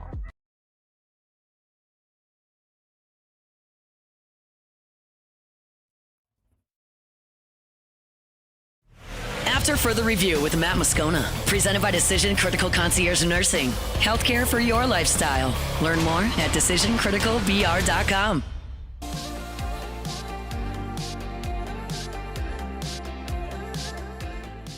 Yeah, we're 2 weeks in. We used last week like a mock bye week with the focus on Tulane, and then came back, brought them back Sunday and a walkthrough Monday, and then had full pads yesterday, go shells today. We're practicing when the game time would be. So normally we're a little earlier a.m. We've kind of moved it back a little bit, and then we'll have a walkthrough tomorrow and fast Friday and get ready to go. So kids have been locked in, focused. Preparation's been pretty good up to this point. So Ole Miss head coach Pete Golding. Michael Katz covers the Rebs for the Northeast Mississippi Daily Journal. On Twitter at Michael L. Katz. You want to give him a follow. Good enough to join us now. Talk some Rebs and Green Wave. Hey, man, how are you? I'm good. I'm going to be honest. Hearing Ole Miss head coach Pete Golding still sounds a little weird. Got to try it on, man. Just got to keep trying it on and get used to looking at it in the mirror a little bit. Have things settled at all up there? Yeah, I think that, obviously that the weekend after the Egg Bowl was probably the most insane few days in my professional career, just seeing how that all went down. But I think that now that the dust has settled and they're actually the football is actually going to be played, I think things have settled down to an extent for sure. I think one of the big question marks people are going to have around here are the assistants that are going to work for LSU that are coaching Ole Miss in this bowl game and how that's gone. So to whatever extent you can, what can you tell us? Yeah, so we got some assistance this week, which is I think is a CFP mandate, but we did not get Charlie Weiss Jr. So I don't know what if that was a choice. I'm not sure what the decision was there, and I understand it obviously. He's on his way out, but I do think that a whole part of this, if we're backing up a little bit, like Lane Kiffin was very vocal about how he was upset that he didn't get to coach this team in the playoff, and players were on social media and saying, hey. You were saying that we were begging you to stay. That's not really the case.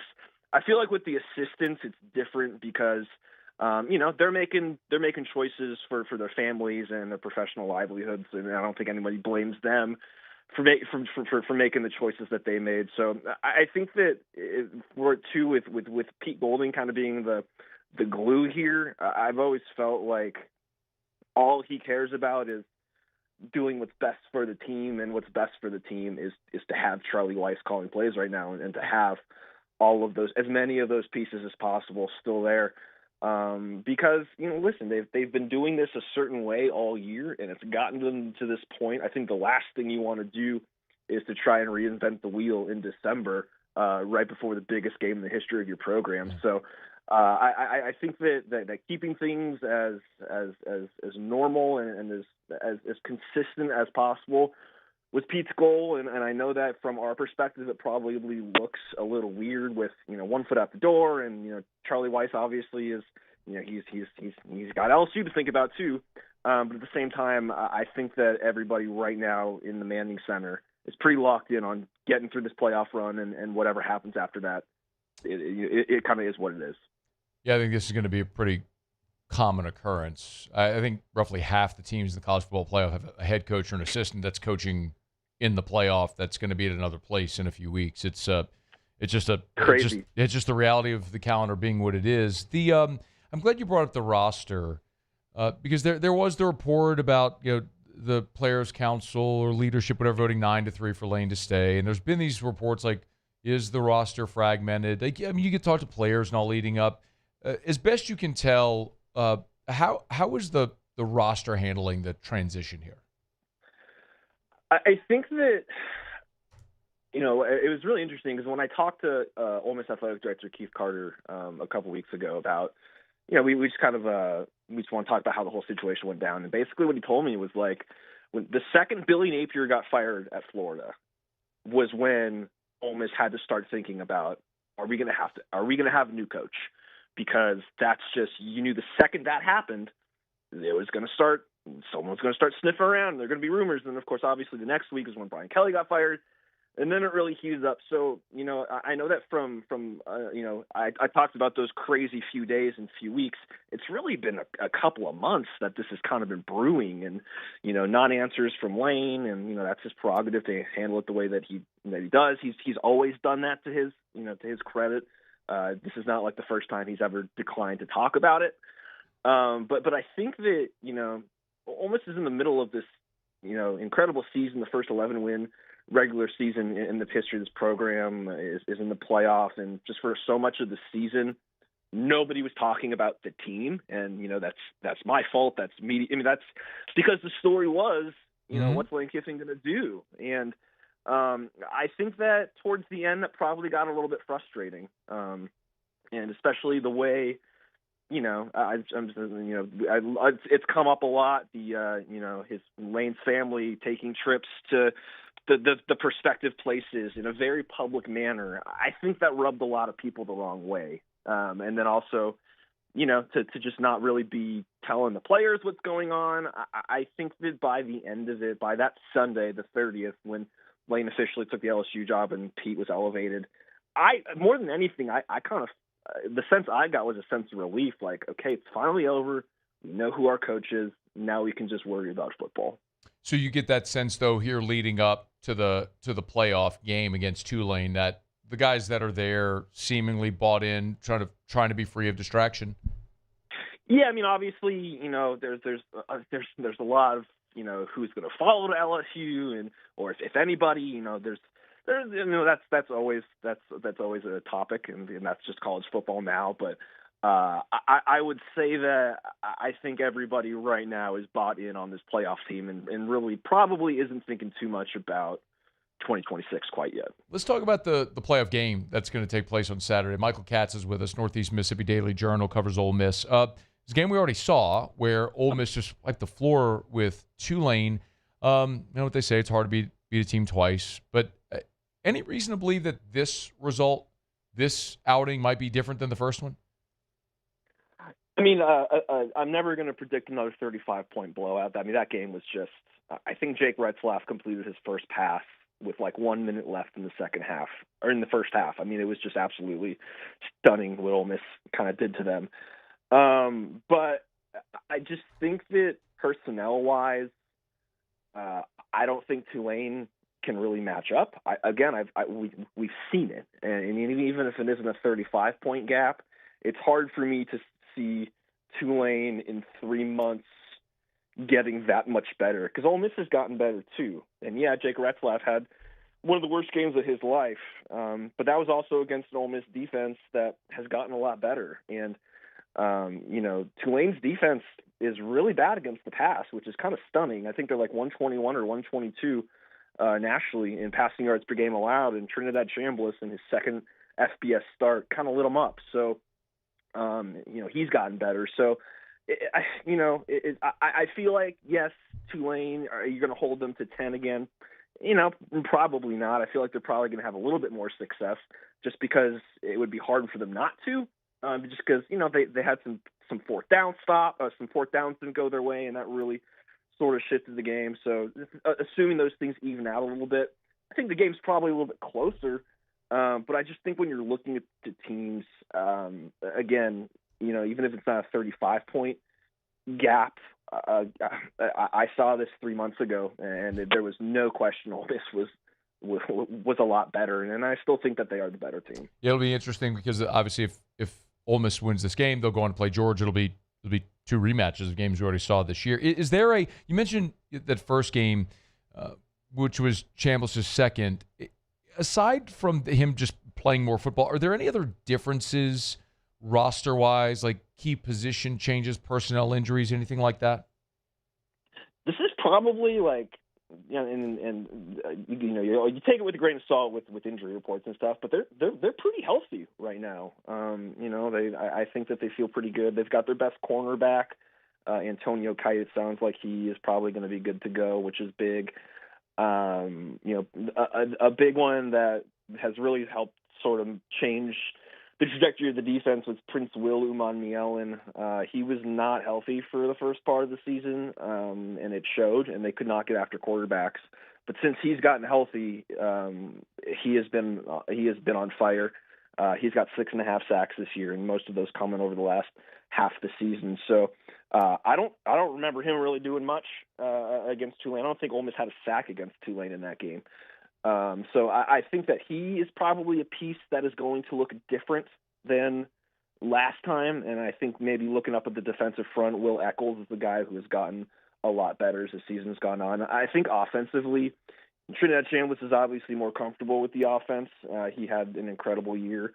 But, we've already seen him star against Tulane. Offensively, I don't see too many differences. The only other one maybe would be Deshaun Stribling, the wide receiver. He kind of got a slow start to the season, but he's really come on about the last month or so, just adding to that wide receiver depth. So I think the bigger ones will probably be defensively, personnel-wise, if nothing else, just because those guys were young against Tulane the first time and maybe not as healthy. Football will be a welcome distraction, I'm sure, in Northeast Mississippi coming up on Saturday. It'll be the Rebs and the Green Wave for the second time this year. As Michael Katz will be there, Northeast Mississippi Daily Journal. We appreciate it, man. Thanks for the time. Absolutely. Thanks for having me. I'm it. Be well. It is after further review. We'll knock out a quick break. Lee Sterling joins us next to give his bets for the weekend. Stick around. AFR. Love telling you every single day about Glow Resources because I love telling you about an awesome business. It's a local business. That's a growing business. It's already a big business. That's Glow Resources. On the Baton Rouge Business Report top 100 local businesses list, top 100 privately owned businesses this year, and continuing to climb that list every single year because Glow Resources just keeps growing and expanding. Listen, home base is Baton Rouge. I know I say this often, but home base is Baton Rouge. They got New Orleans office as well, but also Miami and Orlando and in Texas and in Mississippi. They're everywhere.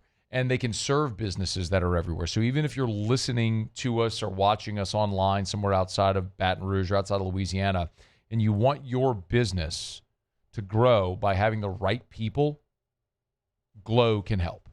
GLO, glowresources.com, glowresources.com. They will cast their net far and wide. They conduct more than 15,000 interviews over the course of the year to find the right people. glowresources.com. I'm Gabrielle McLeod on behalf of the Louisiana Propane Dealers. I have spent hundreds of hours preparing for scholarship competitions. That preparation paid off when I won the Fitness and Talent Awards along with the title of Miss Louisiana.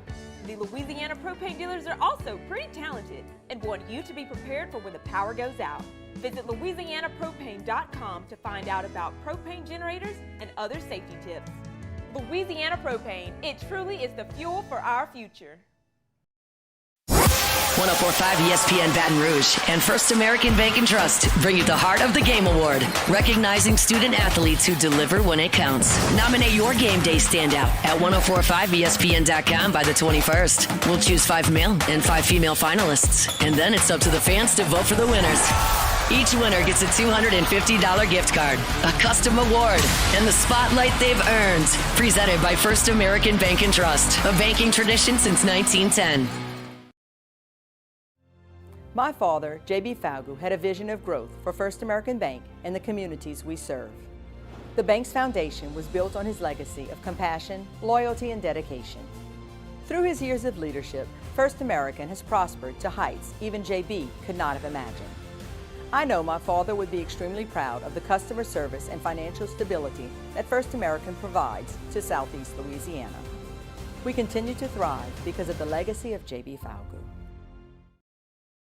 Every winner knows a great play starts with a solid game plan and the right team by your side.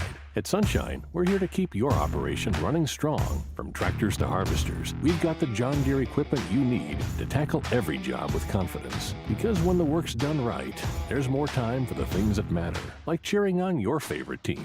Make Sunshine Quality Solutions part of your playbook this season and learn more about what it means to be powered by Sunshine at sunequip.com. Jordan Faber here with some exciting news. Faber Automotive has officially arrived. We're proud to introduce your new hometown dealership, Faber Chevrolet GMC. That means more inventory, better deals, and the same great local team. Now backed by the trusted Faber family name. Whether you're shopping or servicing, you'll feel the difference from day one. Allow us the opportunity to earn your business. Fabre Chevrolet GMC. Visit us in St. Francisville or online at FabreChevrolet.com. We typically think of stress as being bad for us. At Our Lady of the Lake and LSU, we are researching how certain types of stress, such as exercise, can be good for our immune health. By studying people under extreme stress, such as athletes, astronauts, service members, and first responders, we're learning how to improve the immune health of everyone. That's the power of research. That's the impact. After Further Review with Matt Moscona, presented by Decision Critical Concierge Nursing. Healthcare for your lifestyle. Learn more at decisioncriticalbr.com. Place your bets, gentlemen. It's time to head to the window. Don't gamble it all in one place. This is Lee Sterling's Best Bets, brought to you by Paramount Sports. Wrapping up hour number 2. Hey, Lee, how are you? I'm good. Looking forward to spending some time with the family over the next couple weeks. So, going to also have a birthday. So nice. We'll see how much I can eat in about a 2.5-hour period. And we'll be wagering on all the sports as well. It's a great way to enjoy the holiday time as well. There's a bevy of bowl games I want to talk about. Last time we'll have a chance to chat with you until just before the Super Bowl. So let's check off some of these bigger games, at least on the marquee. Texas, right. Michigan, teams that maybe had playoff aspirations before the season, both come up short, but they'll meet here in the postseason. Texas, a big favorite here, man. 7.5. That number looks big. What do you think? Yeah, I don't get it. Here's the thing about bowl games. If you have any inclination to bet an underdog, put at least a quarter to a third of your wager on the money line. Okay. Unlike the regular season, you're going to see double-digit underdogs win the game outright, left and right. It happens all the time. So in this game, this line would be like 3.5 if Texas didn't blow out Texas A&M, and Michigan went down, honestly, rather meekly against Ohio State. But Ohio State, that was their Super Bowl. I also found out now it looks like Texas could have 6 or 7 guys opting out on their defense and not playing in the bowl game. I think this game reminds me of Michigan's bowl game last year against Alabama. I think they pulled the upset here. Wrong team favorite. Give me Michigan 28-24. Love it. LSU is going to head over to Houston to take on the Cougs, where U of H is a 3-point favorite. LSU's going to have everybody participating. Man, that offense has been bad. Tigers got a chance to go over there and get it done? I think so. I was really surprised. I think, like most people were, that a lot of guys were gonna thought they'd opt out, and guys leave. But even the guys that potentially could be leaving wanted to stay and play. So I like that. And the guys that are going to stay, they're going to want to show out for Lane Kiffin. So I think there's a talent level difference. Now, sometimes you play a bowl game, and these first couple games have been played like Old Dominion. They pull the upset. You're going to see those kind of upsets take place, but there's a huge talent level difference here between these two teams. Unless LSU turns the ball over a minimum 2 or 3 times, I think Houston's in trouble. I like LSU, another wrong team favorite, 28-20. Love to see that. See if the Tigers can finish strong for Frank Wilson. A couple of playoff games I want to ask about. It's a giant number with Ole Miss and Tulane. It's interestingly because we already saw this earlier this year, and Ole Miss beat them by 35 points. Why wouldn't history just repeat itself with these two teams again? Well, because games never play out the same way. I don't think I've ever seen a game play out the same exact. Couldn't Ole Miss win the game big? Yes, but I would be shocked. Here's a couple reasons why. Ole Miss scored nearly half their points, 22 in the fourth quarter. You have extra time to scheme up for a game. I think John Summerall is going to come up with some different looks, and I think they could end up giving this Ole Miss, offense some trouble. Also, Ole Miss, you got the quarterback saying, he might be hitting the transfer portal. I think that with Trinidad Chambliss talking about something like that, that could be a distraction here. Also, the fact that Jake Retzlaff in the first game, he had been there basically about a month, and it was his worst game by far. He was 5 for 17. I remember watching that game. He's played against the best, playing at BYU, and I think he's going to be up for the challenge here. Also think they're going to slow down the pace here. They want to make this 7, 8, 9 possession game instead of 12, 13, 14 possessions. I think Ole Miss wins 31-23. It's not going to be easy. Okay, closer game there. At line 17.5, big number. Lee Sterling, ParamountSports.com, ParamountSports.com. The line has moved on Bama, Oklahoma. It's now Oklahoma 1.5. What do the sharps know that we don't? Well, I think I told people that, on a lot of these shows in years, that Georgia's going to just absolutely dominate Alabama, and that was the case. I think that Oklahoma has some edges here, and maybe more than people realize. It's not a fluke that their defense dominated them. Offensive line pass protection for Alabama. I know they're having a couple guys come back, but they've allowed 10 sacks over the last 3 games. Ty Simpson, with that bad back, has not been the same quarterback here. So you got the team with the better defense playing at home, and obviously the better special teams. I mean, Tate Sandell, this kid, he's money inside 65 yards in Alabama. It seems like every other kick is errant. So I like OU here. Last year, all 4 favorites won. I think this one is going to be tight, but I like Oklahoma here, 24-20. All right, Oklahoma, that would be the 3rd in 2 years over the Crimson Tide. And then what about your squad, the Canes, going over to Kyle Field, 11 a.m. kick. Aggies are 3.5-point favorite. A lot of people picking Miami to win this one outright. What say you, Lee? Yeah, the line started at 6.5. It's down to 2.5. I think some things that favor Miami here is Mario Cristobal has played in this venue. It was one of his first games when he became the coach in 2022. His quarterback for that game was Tyler Van Dyke. Remember that name? They probably would have been better off,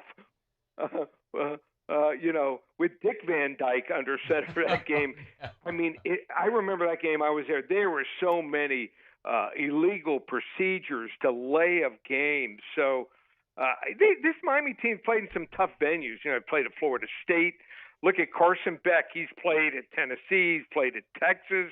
Come out victorious. Last 4 games, 11 touchdowns, just 1 interception here. I think they have the better offensive and defensive line here. Here's the biggest trouble Miami can run into. If they're forced into 3rd and long situations, A&M's defense at home allowing just 14.3% of 3rd down conversions. I don't know if we've ever seen a defense like that at home. So that's what they need to stay out of, 3rd and long. But, I mean, the blueprint's there. South Carolina kept Marcel Reed in the pocket. He could not dissect that defense in the first half, and same with Texas. So they'll be watching a lot of film here. I think it's going to be a great game. Maybe the difference is Miami's +9 in turnover. I got 10 seconds. Yeah, -7. Yep. Let's go with Miami outright, 24-23. Saints-Jets is the game of the week. ParamountSports.com, ParamountSports.com. Okay. Thanks, Lee. Okay, see ya. ParamountSports.com. AFR. As we wrap up hour number 2, remind you about Rouse's. Rouse's.com, Rouse's.com, Rouse's.com. The official supermarket of the New Orleans Saints. Christmas is 1 week away. 1 week away from Christmas. What do you need for Christmas? Need wine? They got it. Bourbon, beer, got it. Drinks for the kiddos, got it. Turkey, ham, brisket, whatever type of meat, whatever protein you're going to be throwing on the grill, cooking in the oven, they got it. Want to let someone else handle it? Rouse's can help you. All your sides, party platters, trays, desserts, Rouse's. Whatever you need, Rouse's.com is the website where you can go hit the weekly ad tab, see all the savings that they have right now. So if you're prepping for that holiday get-together for Christmas Eve dinner, maybe Christmas Day, having the family over, you can go to Rouse's and save and, of course, get the best selection and the best quality, Rouse's.com. With 70 locations from Lake Charles to Orange Beach and points in between. Rouse's, this feels like home. Trust isn't given. It's earned. On the field, I trust my team. For my healthcare, I trust the lake. Our Lady of the Lake sports medicine experts know what it takes to improve performance and build champions at every level. That's why LSU chose Our Lady of the Lake as its championship health partner, trusting Louisiana's best medical team to care for our state's best athletes. From championship athletes to everyday champions, trusted care starts here. I trust the lake. Supreme Jasmine is premium American-grown rice. From local farms to your table, every grain is supreme. Pick up a bag of Jasmine or any other of our Supreme American rice.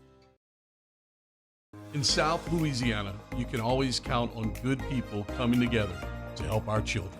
At Dreams Come True, we grant wishes for Louisiana children with life-threatening illnesses. But to do this, we need funds. That's why we're trying to raise $100,000 for Dreams Come True by giving away the Blessed Builders School. Make your backyard's dream come true while helping our kids. Just go to dreampoolla.com and you can find out how your $25 donation might help win you a Duplessis pool. With all the delicious chicken finger options, it was an impossible decision. How about a box combo? Good. Now what can I get for you? No, I want a Caniac combo with extra cane sauce, no slaw, 2 extra toast, and a half sweet tea, half lemonade. Celebrate the holidays with Raising Cane's chicken fingers. One love. I'm lawyer Collins Locke Meredith. Among the most important factors to consider when you're hiring an injury attorney is trust. You trust your attorney will put your interest first, treat you with respect, fairness, and honesty. You trust them to be there for you when you need them.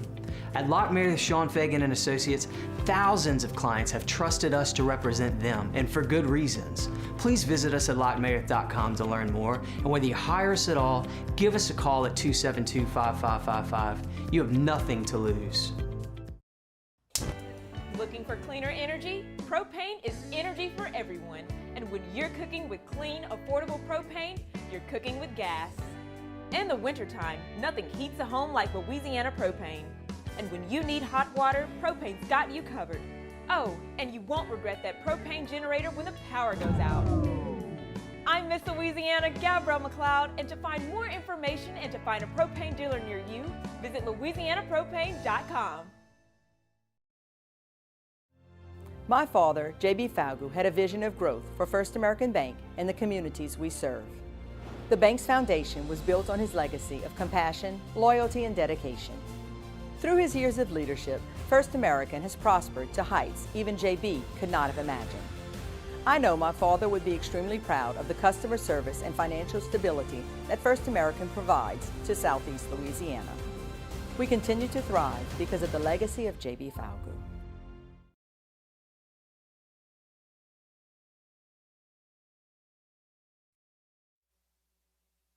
This is SportsCenter. I'm Christine Lisi. It doesn't look like Rams star receiver Devontae Adams will be on the field for tonight's critical NFC West showdown against the Seahawks, the opening game of NFL Week 16, listed as doubtful with knee and hamstring injuries. The Rams, though, still have plenty of firepower even if Adams is out, notes our Harry Douglas. Puka Nakua, who can't be guarded and covered by anybody, he's still playing. You have a running back in Kyra Williams and Blake Corum, how he supported Kyra Williams and being that 1-2 punch. That has been good so far this season as well. And you look at the last 2 ball games of this Rams football team rushing, 204 rush yards, and I think a total of 6 touchdowns. Tonight's winner grabs sole possession of first in the NFC West and is in the driver's seat for the NFC's 1 seed. Bears will be without 2 of their top receivers Saturday against the Packers due to injuries. Rome Odunze and Luther Burden III. Odunze out a 3rd consecutive game with that recurring foot injury. Retired NASCAR driver Greg Biffle, his wife, and 2 children were among the 7 people killed in a plane crash today in North Carolina. ESPN Radio is presented by Progressive Insurance. We make the claims process easy so you can get back on the road in no time. It's why over 43 million drivers trust Progressive. See for yourself at progressive.com. Matt Moscona. I'm very important. After further review. Say one more time. After further review with Matt Moscona. And here we go. Live from the Raising Cane studio. That's right.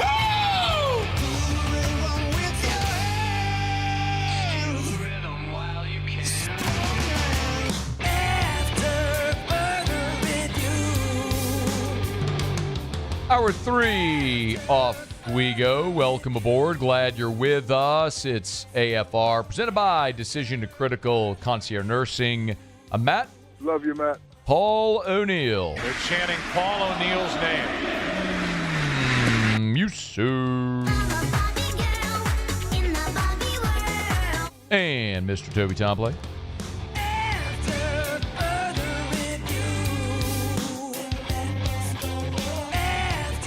All right, we're here. Glad you are as well. It's 5 o'clock. It's quitting time. Glad you are driving home with us. Mike Triplett, bottom of this hour. Talk some Saints. Jimmy will be here for Autolocks.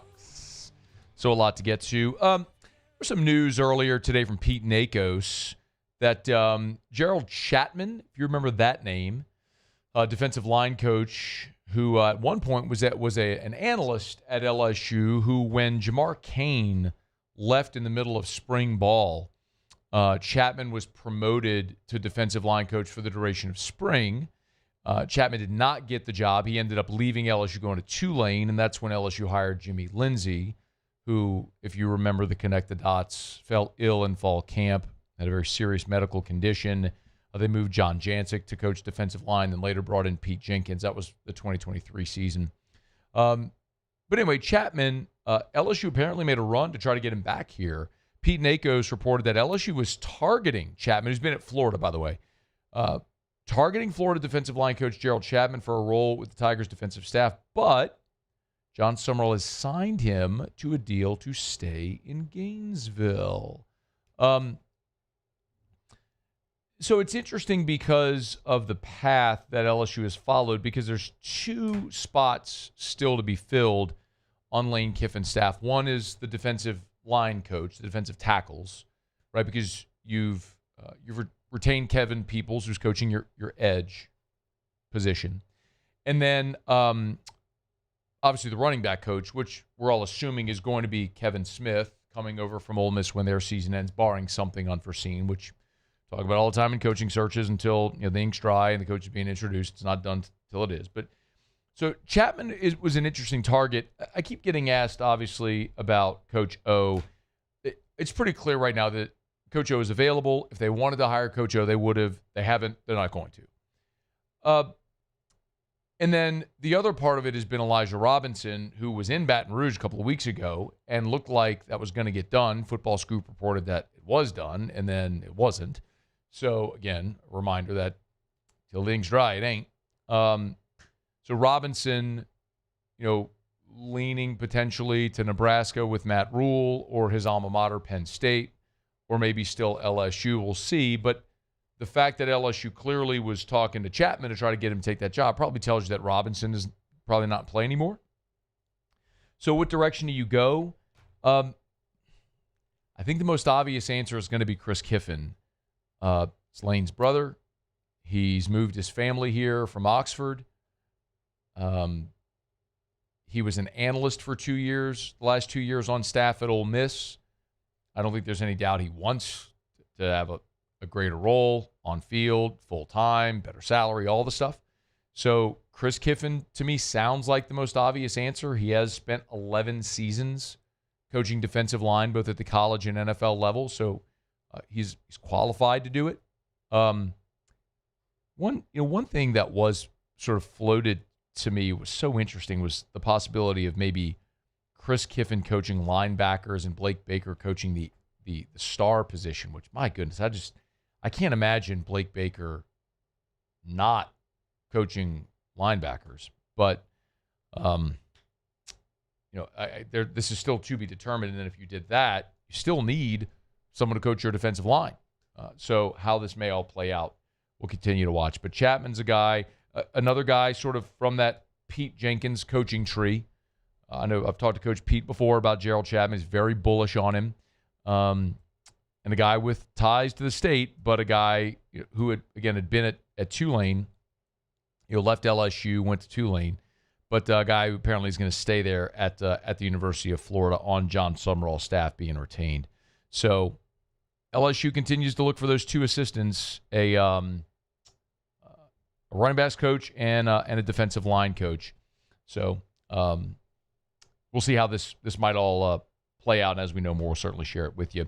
Hey, we're brought to you by Relief Windows and ReliefWindows.com. I got a question on the text line about Lane Kiffin's sort of roster-building approach.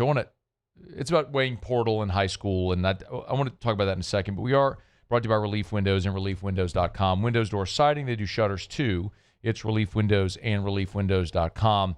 I always say energy-efficient replacement windows, and it's important to note that because when you install these energy-efficient windows, they are installed, measured to the exact specification of your home. So every window is a custom window. These aren't pulled from a factory somewhere. Measured, and then they're made custom for your home. So you're buying a premium product that's going to last, and because they're made to measure for your home, it's going to reduce those costly air leaks, and that's going to make your home more energy efficient. So you're going to save on your heating and cooling bills depending on seasonality. It's going to increase your home's resale value. Comes with a lifetime transferable warranty. So you do this one time and you're done forever. It's not like every 4 or 5 years when your windows rot because it's South Louisiana, you're replacing them. Nope. Once and you're done forever. Relief Windows and ReliefWindows.com. We opened up the show today. If you missed it, highly recommend you go catch it on demand. I kind of gave you an update on, as best I've been able to gather, how Lane Kiffin and his staff and what Lane Kiffin and his staff have been doing over the past couple of weeks, sort of the evaluation of this current roster, assessing financial value, sort of like salary value to position groups and players individually, and now they're going through those retention meetings starting this week of the current roster, which is why you're starting to see a lot of the players that have declared for the portal. I got this text because we talked about how just the change in philosophy and approach from Brian Kelly to Lane Kiffin. Whereas Kelly's thing was always build through the high school ranks and supplement in the portal. And Lane Kiffin is the inverse of that. His thing is that he wants to get impact players via the portal. And, for the last 4 years, we've used both on the show, and I haven't felt hard and fast one way about it or another, but we have used both Brian Kelly and Lane Kiffin as a test case to say, look, here's two coaches at SEC schools who are taking very different approaches to this era of how they want to build a roster. Let's see how it works. And look, after 2023, I could have argued Brian Kelly's way was better. He had won 2 out of 3 games against Kiffin, including the 2024 game where Ole Miss had a more talented roster, still lost in Baton Rouge. LSU had a Heisman Trophy winner. They had gone to the SEC championship game. Like, I could have made that argument. I did make that argument, actually. And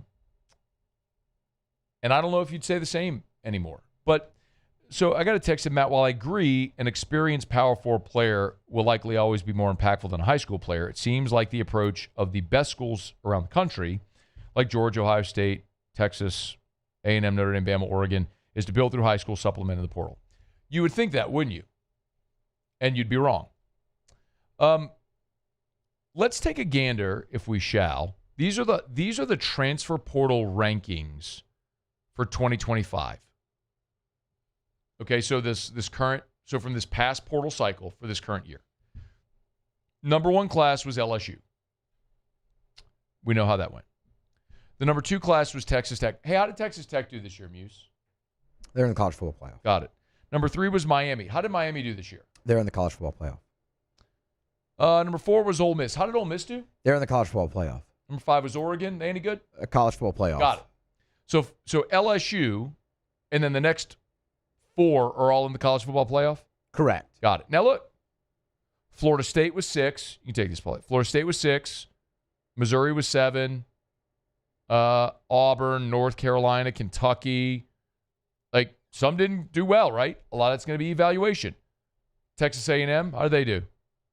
They're in the college football playoff. Got it. Yep, sure. So anyway, point being here, there's a lot of different ways to skin a cat. You want to look at other teams that made the playoff? Okay, Bama had the 21st ranked transfer class. Georgia, the 22nd ranked transfer class. Ohio State, the 24th ranked transfer class. So yes, in Indiana, the 25th. However, Indiana pulled 23 players out of the portal. Contrast that. So like Bama had 12, Georgia had 10, Indiana had 23, Ohio State 11, Indiana 23. Indiana's undefeated, number 1 team in the country, had 23 players in the portal last year. So all that to say, like, there's many different ways to skin a cat. But 5 of the top 6 portal classes, those teams are in the playoff. The omission is LSU, which signed the best portal class. I think the key is evaluation. It's not just about throwing money at a portal class. It's hitting on that portal class. And I think LSU hit on some players undeniably. I mean, you hit on Mansour Delane, right? You hit on Barry and Brown. He ended up being your leading receiver. You hit on A.J. Halsey. You overspent on guys like Bauer Sharp and Nick Anderson and some of the skill guys that, frankly, you didn't need. And you didn't go heavy enough on the offensive line. I mean, that's the lesson learned from this season, right? So I don't really care what you think or what I think. It doesn't matter what you think or what I think. Because the coach you're paying $91 million to last year signed 30 players in the transfer portal, and that team is in the college football playoff. So it doesn't matter what you think or what I think. It don't matter. What I'm telling, so again, this isn't a take. I'm not giving you an opinion. What I'm telling you is this is what Lane Kiffin is doing. He is going to go ham in the transfer portal. They're going to they signed 14 players in their high school class. And the 14 players they signed have the highest average rating in the country. So if you average out the rating of every player in the class, LSU is the number 1 class in the country. But they only signed 14 kids. So they're going to go sign 14 real. Lane said it. You only do you have that cut? Where he said we're going to play it. Like, you don't listen to me. He told you what he's going to do. We have big picture thinking too. So we're not reaching or we're not signing kids because they're from this school or that school or any of that stuff, okay? We're going to sign the best players that we can on Wednesday, then go to the portal, which I have zero concern about the interest of players with that. Because I know what the interest was of players nationally, come play for us where we were just at. And now when you put that with this stadium, with that logo, I mean, makes me want to go get on the phone right now. But the portal's not open. You don't need to take my word for it. Like, he told you what he's doing. If you don't like it, tough. You paid the dude $91 million. Let him go do what he wants to do. He's the portal king. I don't care if you don't like it. I don't care if you disagree. It doesn't matter what I think if I like it or disagree. Like, it doesn't matter a lick. This is what he is doing. It is his method of building a roster. Let's see if it works. He did it for this Ole Miss team, got him in the playoff. Where's LSU right now? with their $18 million roster. Getting ready for the Texas Bowl. Going 7-5. Fired their coach. You can do it multiple ways. This is the way he is doing it. Whether you like it or like it is irrelevant. This is what he is doing. We'll see if it works. If it doesn't, he's going to get fired. All right, we're brought to you by Evamore. EVAMOR. Evamore.com. Evamore.com. Stay hydrated, y'all. When it's cold outside, and it's warmer today, it's 73 right now. But when it's cold outside, sometimes because we're not parched, we forget to stay hydrated. But it's when it's most important. Cold and flu season's here, flu's everywhere. One great way to boost your immunity is stay hydrated. To get over an illness, stay hydrated. Drink Evamore. EVAMOR. Natural artesian water, better form of hydration, and a Louisiana product. It's Evamore. You can find it at great local retailers at evamore.com to find the retailer that has it. Evamore.com, Evamore.com, EVAMOR, Evamore.com, or you can buy it online at Evamore.com. Drink Evamore. All right, Mike Triplet in 15 minutes. Talk some Saints. Jimmy will be here for Otterlocks. I got a quick break, and there is maybe an interesting change coming to the college football playoff. Ross Dellinger has an interesting piece up right now at Yahoo. We'll knock it around next, and we'll get to Triplet. Stick around, AFR. After further review. As we near the end of the year, of course, the holidays are here. Maybe you got family coming in town either for the Christmas holiday or around the New Year. Remember Watermark downtown, Baton Rouge's premier hotel property? Awesome place to stay. You know, Watermark is walking distance from like everything downtown. Restaurants and shopping and all the sights to see, the casinos downtown as well. Watermark is right there, and it's voted by you at the best at 225, the best hotel. I mean, it is the best hotel. It is premium luxury hotel. It is the best hotel in Baton Rouge. It's an awesome place to have an event. A wedding reception, a board meeting, a fundraiser, a gala. You could do it at downtown at Watermark Baton Rouge, where they've preserved so much of the history of that building, which just celebrated its centennial. The building is 100 years old. So it's this historical piece in downtown Baton Rouge with great modern amenities. It's Watermark Baton Rouge. Check them out downtown. It's Watermark Baton Rouge. Gulf Coast Bank and Trust is giving our customers the power to bank anywhere, anytime during this challenging event. And we're right there with you. Our mobile banking app is a smart way to manage your money and time. Gulf Coast Bank and Trust, the bank that cares about you. Flight by Yingling is raising the bar by crafting the next generation of light beer. With only 2.6 carbs and 95 calories, this is premium refreshment 6 generations in the making. Flight by Yingling. Raise the bar. At Bayou Automotive, we believe in a sales process that puts you first. We want you to experience an easy purchase with clear pricing and great service. Let Bayou Ford and Bayou Chrysler Dodge Jeep Ram be your trusted partners in finding your perfect vehicle. The crew at Bayou Automotive is going to do right by you. Hi, I'm Mitchell Meredith with Locke Meredith Sean Fagan & Associates. We take great pride in educating our clients about their rights. Whether you're injured at work or while you drive, call our office at 272-5555. Knowledge is power, and you should know your rights after an injury. Hi, I'm Sean Fagan of Locke Meredith Sean Fagan & Associates. When insurance companies have been unfair, we've never been afraid to go to trial. Fighting hard to protect your rights, we never settle a case out of convenience. We only settle when it's right for you. Whether you hire us at all, give us a call. Most roofers just replace your shingles. At Pelican, we diagnose your roof, digging deep down to find the root cause of your roof symptoms. Now cough for me. Good. We don't ignore your roof's issues, we address them. Let's just take care of this right here. Helping your roof to become the best version of itself. Interesting that you would say that. How does that make you feel? So call Pelican Roofing for your free roof checkup today.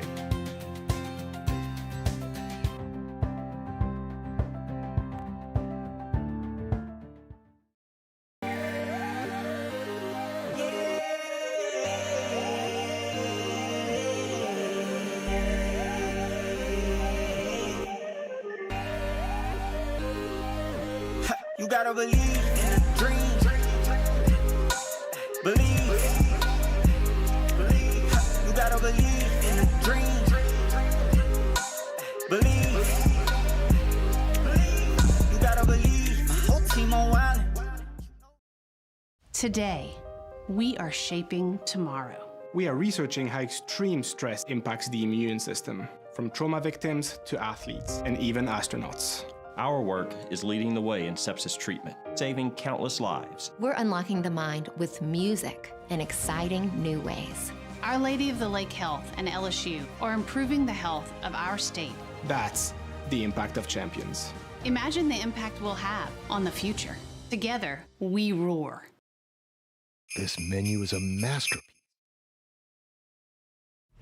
After further review with Matt Moscona, presented by Decision Critical Concierge Nursing. Healthcare for your lifestyle. Learn more at decisioncriticalbr.com.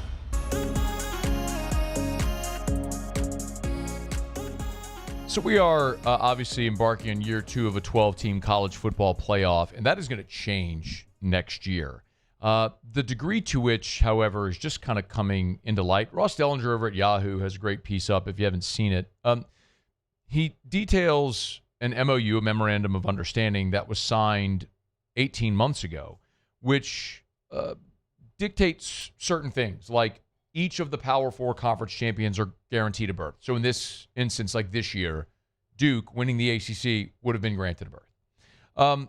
Also, the highest-ranked non-Power League champion would advance.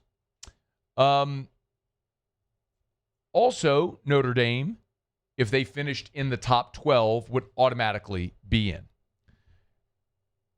So that's getting a lot of people's attention right now. As a matter of fact, Ross quotes one Power League athletic director who said, quote, "Why did we agree to give Notre Dame that?" He says, steaming over the deal. So there are people who are upset about that. Also, the non-Power Leagues basically agreed to alternate language that would prevent them from receiving 2 spots automatically like they did this year. And so he asked the question, why would these people agree to do that? And the bottom line is the SEC and the Big Ten apparently threatened to go create their own playoff as part of these conversations. Now, this part's just coming to light. So the SEC and the Big Ten said, do what we say or we're leaving and going create our own playoff. And a college football playoff without the SEC and the Big Ten isn't an attractive proposition. So now the Big Ten and the SEC have 58% of the revenue, and they also wanted control over the format, which they also got. There's one big catch, however, in that MOU. There were actually 3 MOUs that were signed. One MOU among the 11, so the 10 conference commissioners and Notre Dame's AD. One between those 11 parties and ESPN. And then a third that was an agreement over the Pac-12's revenue, which is the 2, Washington State and Oregon State, which doesn't matter. But the caveat is that MOU was only applicable to a playoff of up to 14 teams. And this is interesting because Greg Sankey was a guest on the Rich Eisen show and talked about his preferred number for the format. This is my opinion. I think that the move to 12 was really well timed. And we were slow to adapt in real time because we were slow to accept the 12-team idea. And I was part of the group that introduced 12. When we've talked as a league, we think the move to 16 is the next right step. That provides 11 at-larges. It honors conference champions. And I do expect there's going to be a lot of stress about the low-ranked conference champions that are in this thing right now because they've displaced some much more highly ranked teams. That's the point of controversy. And so I do think we have to continue to adapt. Our league has said 16 is the right next step, whether we can agree upon that or not. As a group in the college football playoff management committee, that remains to be seen. 16 is great. 16 allows you to honor conference champions, which if you don't honor a conference champion, why do you play in a conference, right? If there's no reward for winning your conference, why do you play in a conference? Just think about that logically. Like in the NFL, the reward for winning your division is you get in the playoffs. If that wasn't a reward, why would you have divisions? You would just have this homogenous blob of teams where anybody could play anybody. Maybe that's the path we get to eventually. And you could say not all conferences are equal, and I agree with you. But if you're going to play conferences, you have to reward a conference champion, which this does that. And it allows for the exception that we're just talking about, where the highly ranked teams aren't going to be displaced by a low-ranked conference champion. So, and then you're going to say, well, you put in 16, and then the 17th team is going to bitch. And I'm going to tell you the same thing I'd say. The more teams you add, the less sympathy you have for the omitted team. I don't have much sympathy for number 17. I think that this year that would be Arizona. If I remember, I don't care what Arizona thinks. I'm good. So you get all the teams that deserve to be in. You have a true playoff. Let one play 16, two play 15, so on. It can be done. It's been done before in many sports, and I am very much looking forward to what that's going to look like. Let all these very smart people figure out how to distribute the money and all that sort of stuff. And if they involve the bowl games because of the revenue and whatever they're going to do is fine. I just want a true playoff on the field where instead of having the self-important dopes in the hotel ballroom in suburban Dallas debating things like defensive efficiency and game control, determining on high who has earned the right from their benevolent standpoint to have the opportunity to play, I'd rather play games on the field. Because if we're not determining it on the field, then why play games? Just take someone's opinion. Who do you think is the best? I think they're the best. Yeah, but they played and that team won. But I think they're better. Then why do we play the game? There is a logical deduction here to be made. And we're getting closer to it. So, and what we should take away from this is if Sankey wants 16, it's going to go to 16, which I think will be awesome. All right, y'all, it's AFR. We're brought to you by Parrish Construction and Roofing. ParrishBuilt.com, ParrishBuilt.com. My Parrish quarter zip on today. Purple and gold Parrish quarter zip today. How about that? A lot of people like that. I don't know where we got it, though. I don't control the merch. I just when I go into the office, I just go into the merch closet and take things. ParrishBuilt.com. Do business with someone you know. As a matter of fact, yesterday I was having lunch. Shout out, Jay's Barbecue on Government. Awesome spot. If you've never been to Jay's Barbecue, go to Jay's Barbecue. One of my favorite spots for years and years and years was at Jay's Barbecue on Government Street. I was talking to Milton there. They were having a roof issue. I said, hold on. Called Linda in our office. I said, Linda, can we get someone out here to Jay's today to look at this roof with Milton? They're having issues. Absolutely. We had Matt Pearson, our commercial roofing manager, call immediately. Boom, got it scheduled. We're there. So I would, as a partner in Parrish, I'm more than happy to help facilitate whenever I can. But the bottom line is do business with someone you know. We are a company and people who are local, who've been here, will be here, licensed. We help form the LRCA, Louisiana Roofing Contractors Association, to bring more accountability and credibility to an industry that unfortunately has a lot of bad actors in it.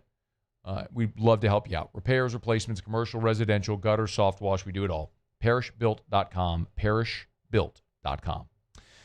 All right. I told Mike Triplet we're going to do some Mad Libs. So we'll do that next with Mike Triplet. Stay here. After further review. We're brought to you by Goodwood Men's Sexual Wellness. Visit yourgoodwood.com, yourgoodwood.com. Hey, remember, if you're a man who is on hormone replacement therapy, and I am, and I know there's thousands of you listening right now that are as well, I want you to consider switching from your current clinic to Goodwood, or if you use an online service or something like that. I'll tell you why. Most importantly, number one, is because you're talking about a commodity. Or it's if you're on Cypionate or an Anthate, whatever it is. It's the same product. But at Goodwood, they're going to give you the best price. So lowest prices, never any contracts. There's no membership fee. I've learned recently that there are some clinics in town that charge a membership fee, which is patently absurd. If you're paying a membership fee, you have to leave now. I order you to leave now. And when you get your blood work done, your blood labs every 6 months, Goodwood pays for that. You don't pay for that. Yourgoodwood.com. Check them out, y'all. Yourgoodwood.com. At Bayou Automotive, we believe in a sales process that puts you first. We want you to experience an easy purchase with clear pricing and great service. Let Bayou Ford and Bayou Chrysler Dodge Jeep Ram be your trusted partners in finding your perfect vehicle. The crew at Bayou Automotive is going to do right by you. 104.5 ESPN Baton Rouge and First American Bank and Trust bring you the Heart of the Game Award, recognizing student athletes who deliver when it counts. Nominate your game day standout at 1045ESPN.com by the 21st. We'll choose 5 male and 5 female finalists, and then it's up to the fans to vote for the winners. Each winner gets a $250 gift card, a custom award, and the spotlight they've earned. Presented by First American Bank and Trust, a banking tradition since 1910. After a decade of working in private duty nursing, I know how hard it can be to find compassionate care for the ones that you love the most. So I started Decision Critical, a premier concierge nursing agency, so we can take care of you wherever you are.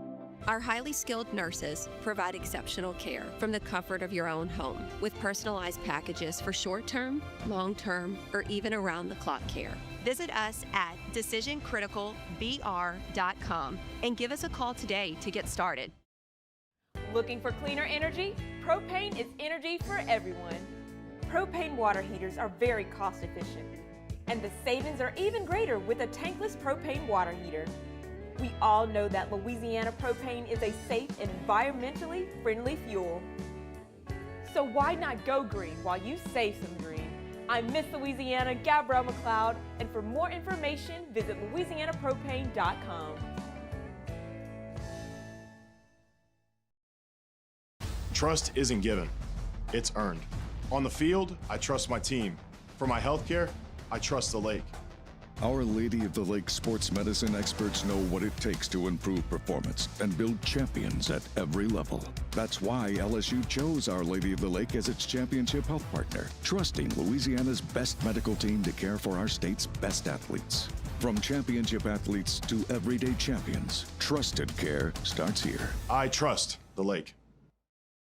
I'm Lawyer Locke Meredith. If you're battling an insurance company because of a wreck not your fault and they're not calling you back or being fair, whether you hire us at all, give us a call, 272-5555, or email Locke Meredith, Sean Fagan and Associates. You have nothing to lose. Hello, I'm Collins Meredith. If you've been injured on the job, you'll likely have a workers' compensation claim, but you may also have a tort claim which opens up significant recovery rights not normally available for a work injury. If this is you, call us or come see us at Locke Meredith, Sean Fagan and Associates. This menu is a masterpiece, delivers every time. This is the worst party ever. Raisin Cane's! Let's go! After further review with Matt Moscona, presented by Decision Critical Concierge Nursing. Healthcare for your lifestyle. Learn more at decisioncriticalbr.com. Mike! Yeah? New Orleans Saints coverage with some Mad Libs mixed in. Why don't you just go by Mike? It's time to talk black and gold with Mike Triplett of New Orleans Football. Presented by Benny's Car Wash. Family owned and operated since 1951. It wasn't that long ago that we welcomed Mike Triplett onto the show, and he said, you're still calling me, huh? Well, the Saints now have won back-to-back games. They've won 3 out of 6, and they are favored by 4.5 this weekend against the Jets. Mike, how different things are in just a few weeks with Tyler Shuck. How are you? I'm good. How are you? Good memory. That was a hilarious, clever line by me. You know what else I remember is that last week I told you we were going to play some Mad Libs. Yeah, it was about 3 weeks ago. We always talk about it.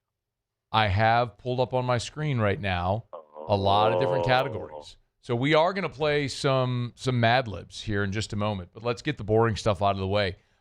Is Tyler Shuck going to win like 3 or 4 Super Bowls?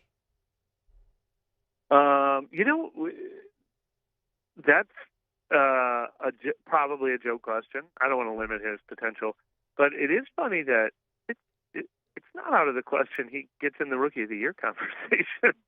Okay. If they win these games. What do you think that would take? I haven't really researched it, but I thought that's what you were going to ask me, and I started to think, you know what? I haven't decided if that's off the table or not. Let's see. Here you go. Updated Rookie of the Year odds. Who are we Travion forgetting Henderson. from, like, running back and receiver? So Travion Henderson, Emeka Ibuka. Yeah, he was hot for a while. Tet McMillan, Jackson Dart, Tyler Warren, then Tyler Shuck at plus 2,500. Pretty crazy. I don't think he'll do it, but if he finished with 3 more wins, I wouldn't rule it out. Yeah. Oh God, if they win their last 5, I actually think he will win it if they want to go on a 5-game winning streak to end this thing. Now, give me a degree of probability that you think that happens. Winning all 3, I mean, individually, I think they can absolutely win any of these games. And 2 is even feeling likely. I think the Vegas odds would have them predicted to win 2. But, I mean, I still need to see it to believe it. I mean, the consistency that would require, just the attrition they have everywhere. I mean, now Devin Neal is on IR, and we don't know if Alvin Kamara's coming back at all, and Devon Bailey might not come back at all. And, I mean, you know, Cesar Ruiz might be out. They're just down to, you know, they're so thin at so many positions that it's hard to predict it. But I'm going to pick them to beat the Jets this week, and then I'll probably pick them to beat the Titans the week after that. And then if they're on a 4-game win streak when they go into Atlanta, how am I going to pick against them then? I don't know. The Titans actually are playing hard, and that's a road game, and it's probably going to be cold. I don't know that I feel great about that one. But right. I think the bigger question, Mike, is like the defensive turnaround for this team, because over the last 5 weeks, they've actually been among the best in the NFL. I'll just ask you a very simple question. How have they done that? Well, they have not had the same injury attrition there. They've got pretty close to their full starting projected 11. You know, Chase Young missed those first 5 games, and he's just been awesome since then. He's been really, really good for them, probably their best player on defense. Justin Reed has missed some time. I think he'll come back. But, you know, you've got your top 3 corners. You've got your top 3 defensive ends. You've got your top 3 defensive tackles. You've got your top 3 linebackers. I think Brandon Staley's pretty good at his job. They're not, you know, blowing the doors off anybody in any one category, but they're still fighting hard. That's probably the biggest surprise of all, especially with veterans like Cam Jordan and DeMario Davis. And it's like, you know, this season's not going anywhere, but you know, spirits are still high. Effort is still high. That's been one of the more impressive things to see in December, because it has not always been that way in recent years. At Mike Triplet, NewOrleans.football. Chat brought to you by Benny's Car Wash. Is Charlie Smith the answer at place kicker? I mean, it's hard not to believe in it now. I was skeptical. I'll admit I was skeptical, just because how can you not be? I mean, not only did he, you know, come from nowhere, we saw him struggle a lot this preseason, a lot. And it felt like, oh, man, I wonder if this is coming to an end. But, you know, he just started kicking a football 2 years ago, and the development that's taken has really taken hold, you know, honing it in. Like, yeah, he can kick it far. Now let's make it repeatable. Let's make sure he has confidence. And if he can make a 56-yarder in Miami in the fourth quarter, the first time he ever attempts a kick, and then he can make a game winner, you know, what is it that's going to faze him? It's not going to be too big for him, so can't bet against him right now either. The offensive line, though, continues to be a problem. They can't run the ball, and they allowed 5 sacks this past week. Should I have real long-term concerns over the 2 young tackles that have got a ton of draft capital invested in those guys? No, I'm actually still pretty high on the 2 tackles.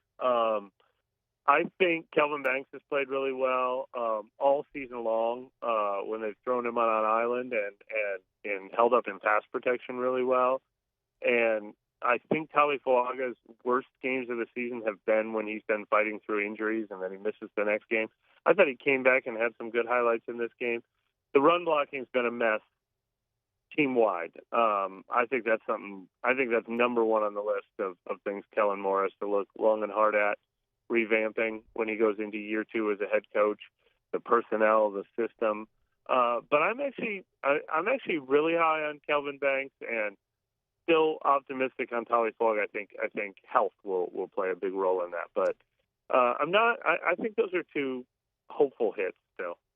By the way, Banks is if you looked at PFF, Banks is the highest graded offensive lineman for the Saints this year on PFF, and it's not even particularly close. So I'm just playing a little devil's advocate there. He has been flagged 10 He has been flagged 10 times, though, Mike. That is far and away the most on the offense. Nobody else has more than 6, and that's still in Radens, Radens, Radoons. I'm trying to think. He's the only one who's played the whole season, though, too, right? That's fair. He's definitely leading them in snaps. But no, look, he's not perfect. And we're not talking about him in that Rookie of the Year conversation, but I think he's a plus. I'm optimistic with him. All right, we got to get to Mad Libs. Anything else you want to talk about football-wise? Last game in the Dome, Saints Jets. I can't believe how few people came to the last game. There was I was interested to watch it. I mean, I understand they're not putting out a winning product right now, but I was pretty shocked by the emptiness. I wonder if a few more people try to sneak one in before the season's over. Maybe. You know what else is interesting, too? This is Aaron Glenn, who, Mike, it felt internally like the Saints thought they were, at one point last year, early, that the Saints thought they were going to hire Aaron Glenn, and he picked someone else, and you kind of thumb your nose at him on Sunday, I guess. Maybe. Yeah, we talked about that on the show this week, too. I mean, he seemed like the front runner. He seemed like their top choice. And time will tell who has a better head coaching career between Aaron Glenn and Kellen Moore, if they both even get the chance to see it through. I mean, when you take over rebuilding teams and they're not ready to win early in your tenure, sometimes you don't get the chance to see it through. But, you know, Aaron Glenn is coaching. He seems like there's been messes under his watch, and I'm sure some of that is his fault. But, you know, he's also coaching a team that decided to sign Justin Fields as their quarterback, but then decided to trade away Sauce Gardner and Quentin Williams at the trade deadline. So were they trying to compete? Were they not trying to compete? They've got a lot of things to figure out there.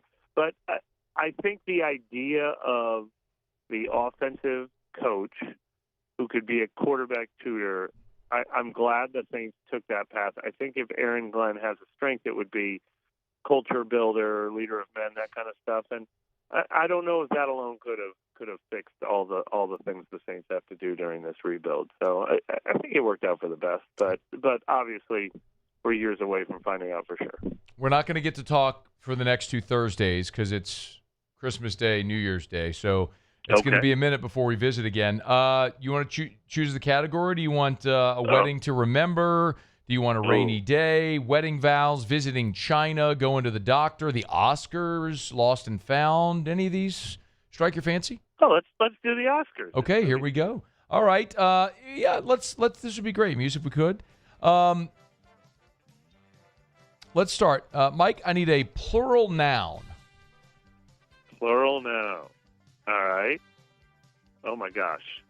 Melons. Melons. Love it. Noun. Audacity. Is audacity a noun? Will that work? I don't think audacity is a noun, Mike. Oh, man. Trying to think of a clever word. All right. Hamburger. Hamburger. Another noun. Oh, my gosh. I know. Toenail. Oh, yes. Here we go. All right, one more noun. All right. Earwax. Earwax. Look at my guy. Adjective. Bloodthirsty. I hope it fits. Verb. Pitifully. P-I-T-I. No. That's an adverb. That would be an adverb, yes.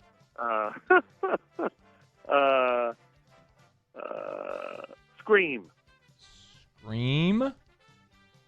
Another adjective. All right. How about cantankerous? So stupid. I need a person cantankerous. I need a person in the room. A person in the room? Yeah. It's me, Musso, or Paul. That's one of us. All right. Oh, yeah. Let's go Musso. All right, Musso. Sorry, Paul. Another noun. Eyeball. Part of the body. Whoa. No, make that eyeball. Okay. The other noun will be fedora. I do love a good fedora. Adjective?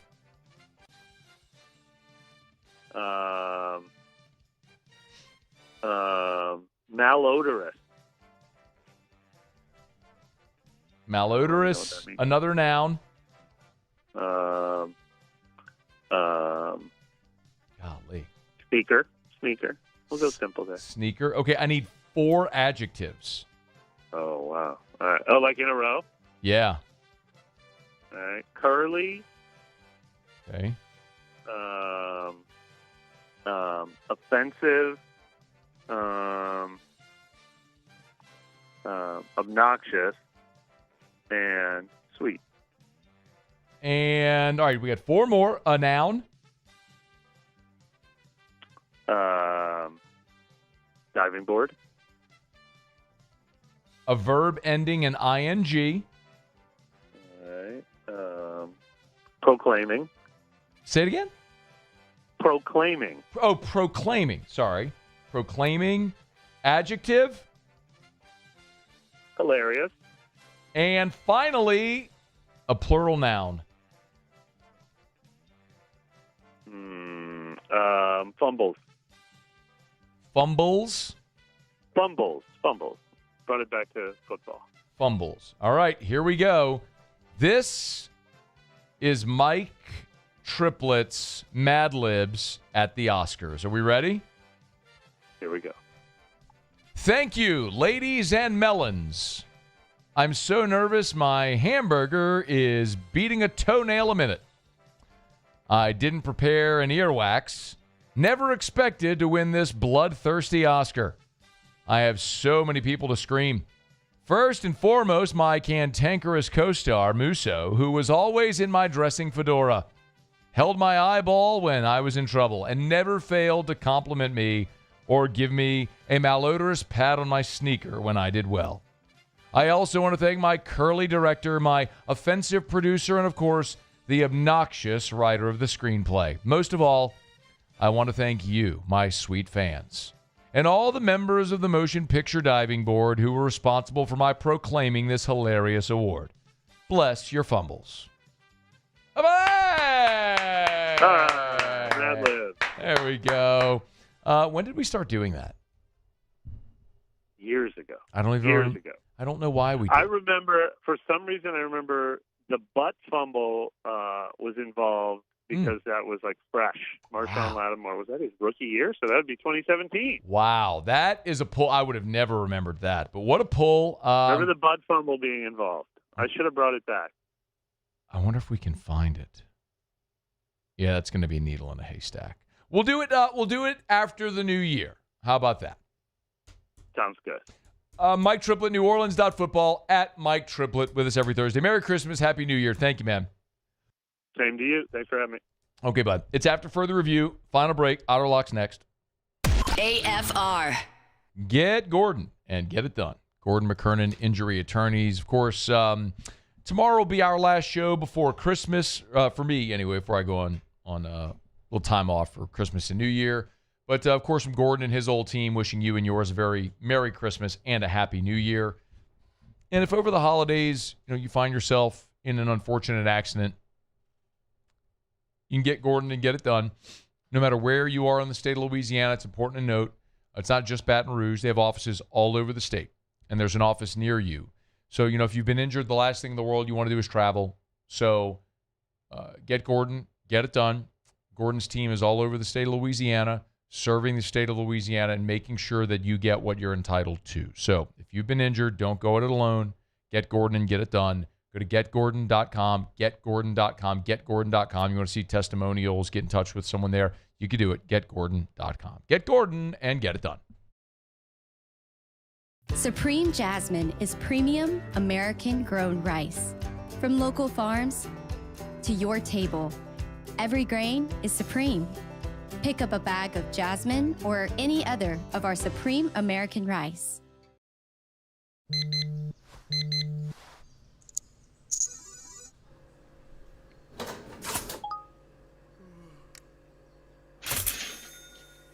Sometimes you ignore the signs, even when they're right in front of you.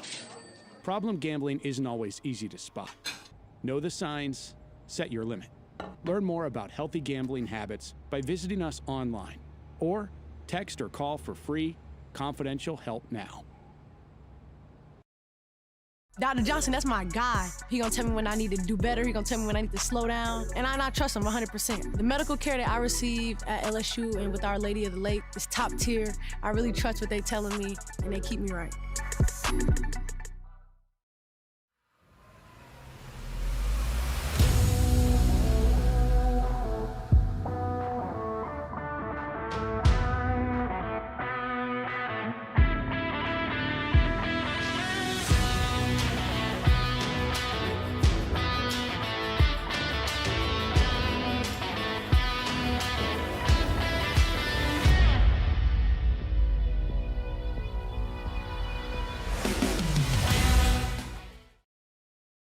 Most roofers just replace your shingles.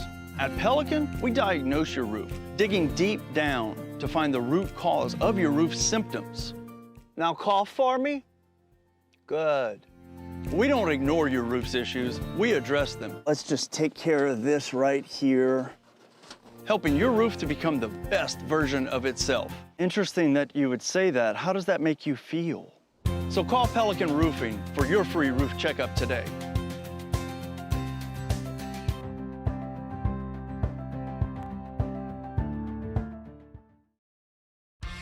South Louisiana, it's turnaround season, and River Parish Contractors is calling in the best of the best. We're hiring pipe fitters, iron workers, boiler makers, combo and structural welders, rig welders, carpenters, crane operators, dirt operators, and more. If you're ready to work, ready to earn, and ready to build something that lasts, call Big Jake at 318-547-1000 or go to rpcontractors.com. River Parish Contractors. Let's get building. Hi, I'm Mitchell Meredith with Locke Meredith, Sean Fagan & Associates. We take great pride in educating our clients about their rights. Whether you're injured at work or while you drive, call our office at 272-5555. Knowledge is power, and you should know your rights after an injury. Hi, I'm Sean Fagan of Locke Meredith. After further review with Matt Moscona, presented by Decision Critical Concierge Nursing. Healthcare for your lifestyle. Learn more at decisioncriticalbr.com.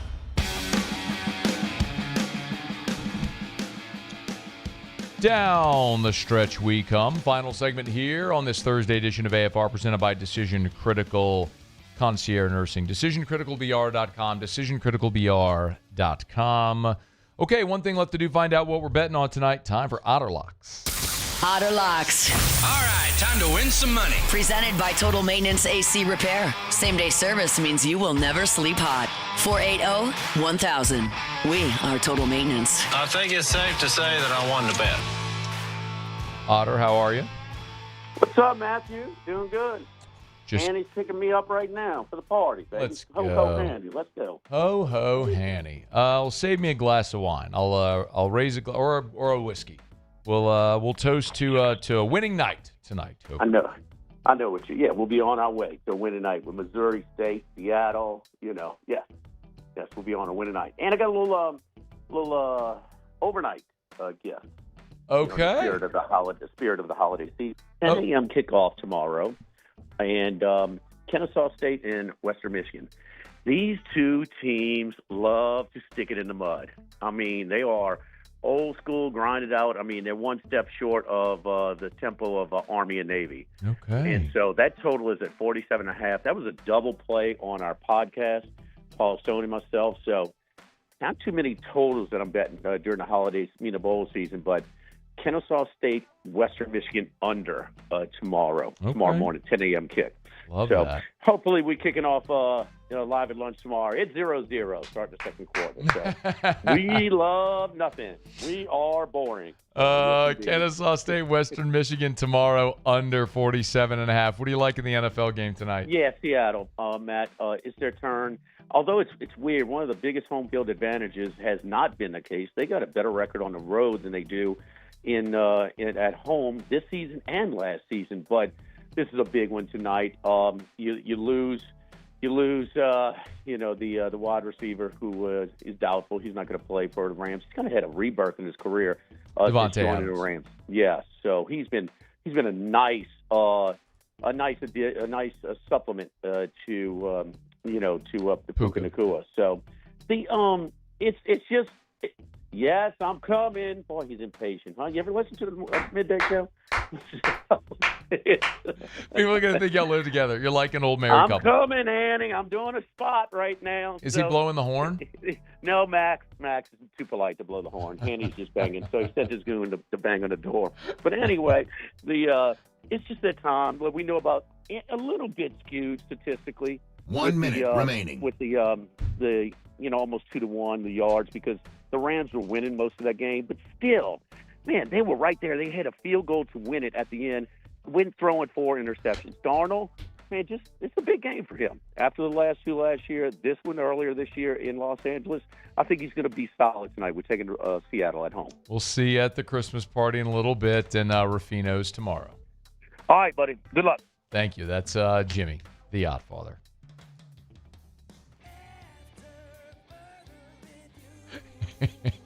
They do everything together. We got the Guaranteed Christmas Party. Hanny's picking up. Hanny and Max are picking up.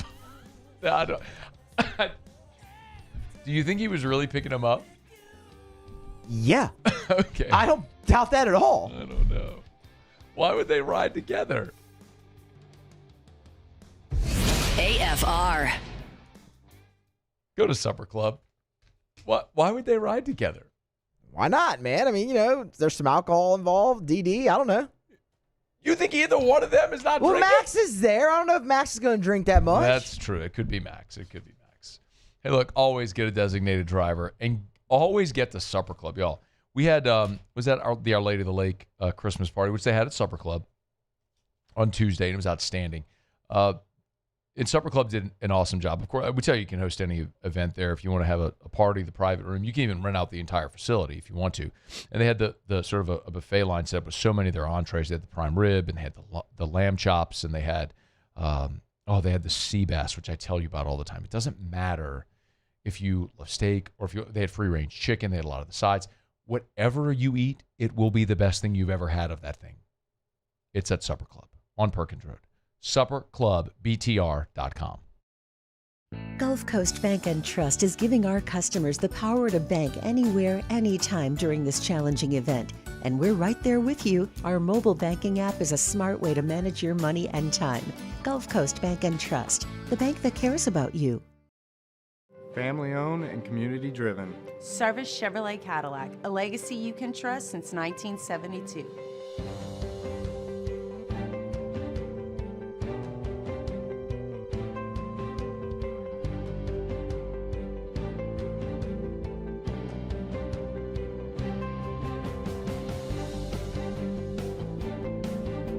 Service Chevrolet Cadillac, our family serving your family. For over 50 years. Investing in a new roof doesn't have to be overwhelming. At Pelican Roofing, we offer 0 interest for 21 months because everyone deserves a safe, secure home. Trusted, local, affordable. Pelican Roofing, making quality roofing affordable for South Louisiana families. The Windsor Senior Living Community in Mandeville, Louisiana is a beautiful, vibrant apartment community geared towards seniors. They are nestled right in the heart of Mandeville, where seniors live a more carefree lifestyle in spacious apartments with the peace of mind that comes from having a little extra help. Call the Windsor at 985-624-8040 to schedule a lunch and tour. Come see how the Windsor can be your passport to peace of mind. Trust isn't given, it's earned. On the field, I trust my team. For my healthcare, I trust the lake.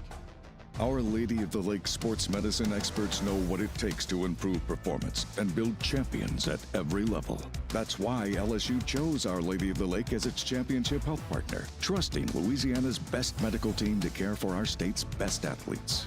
From championship athletes to everyday champions, trusted care starts here. I trust the lake. Hi, this is Beth Serena. Welcome to my pool.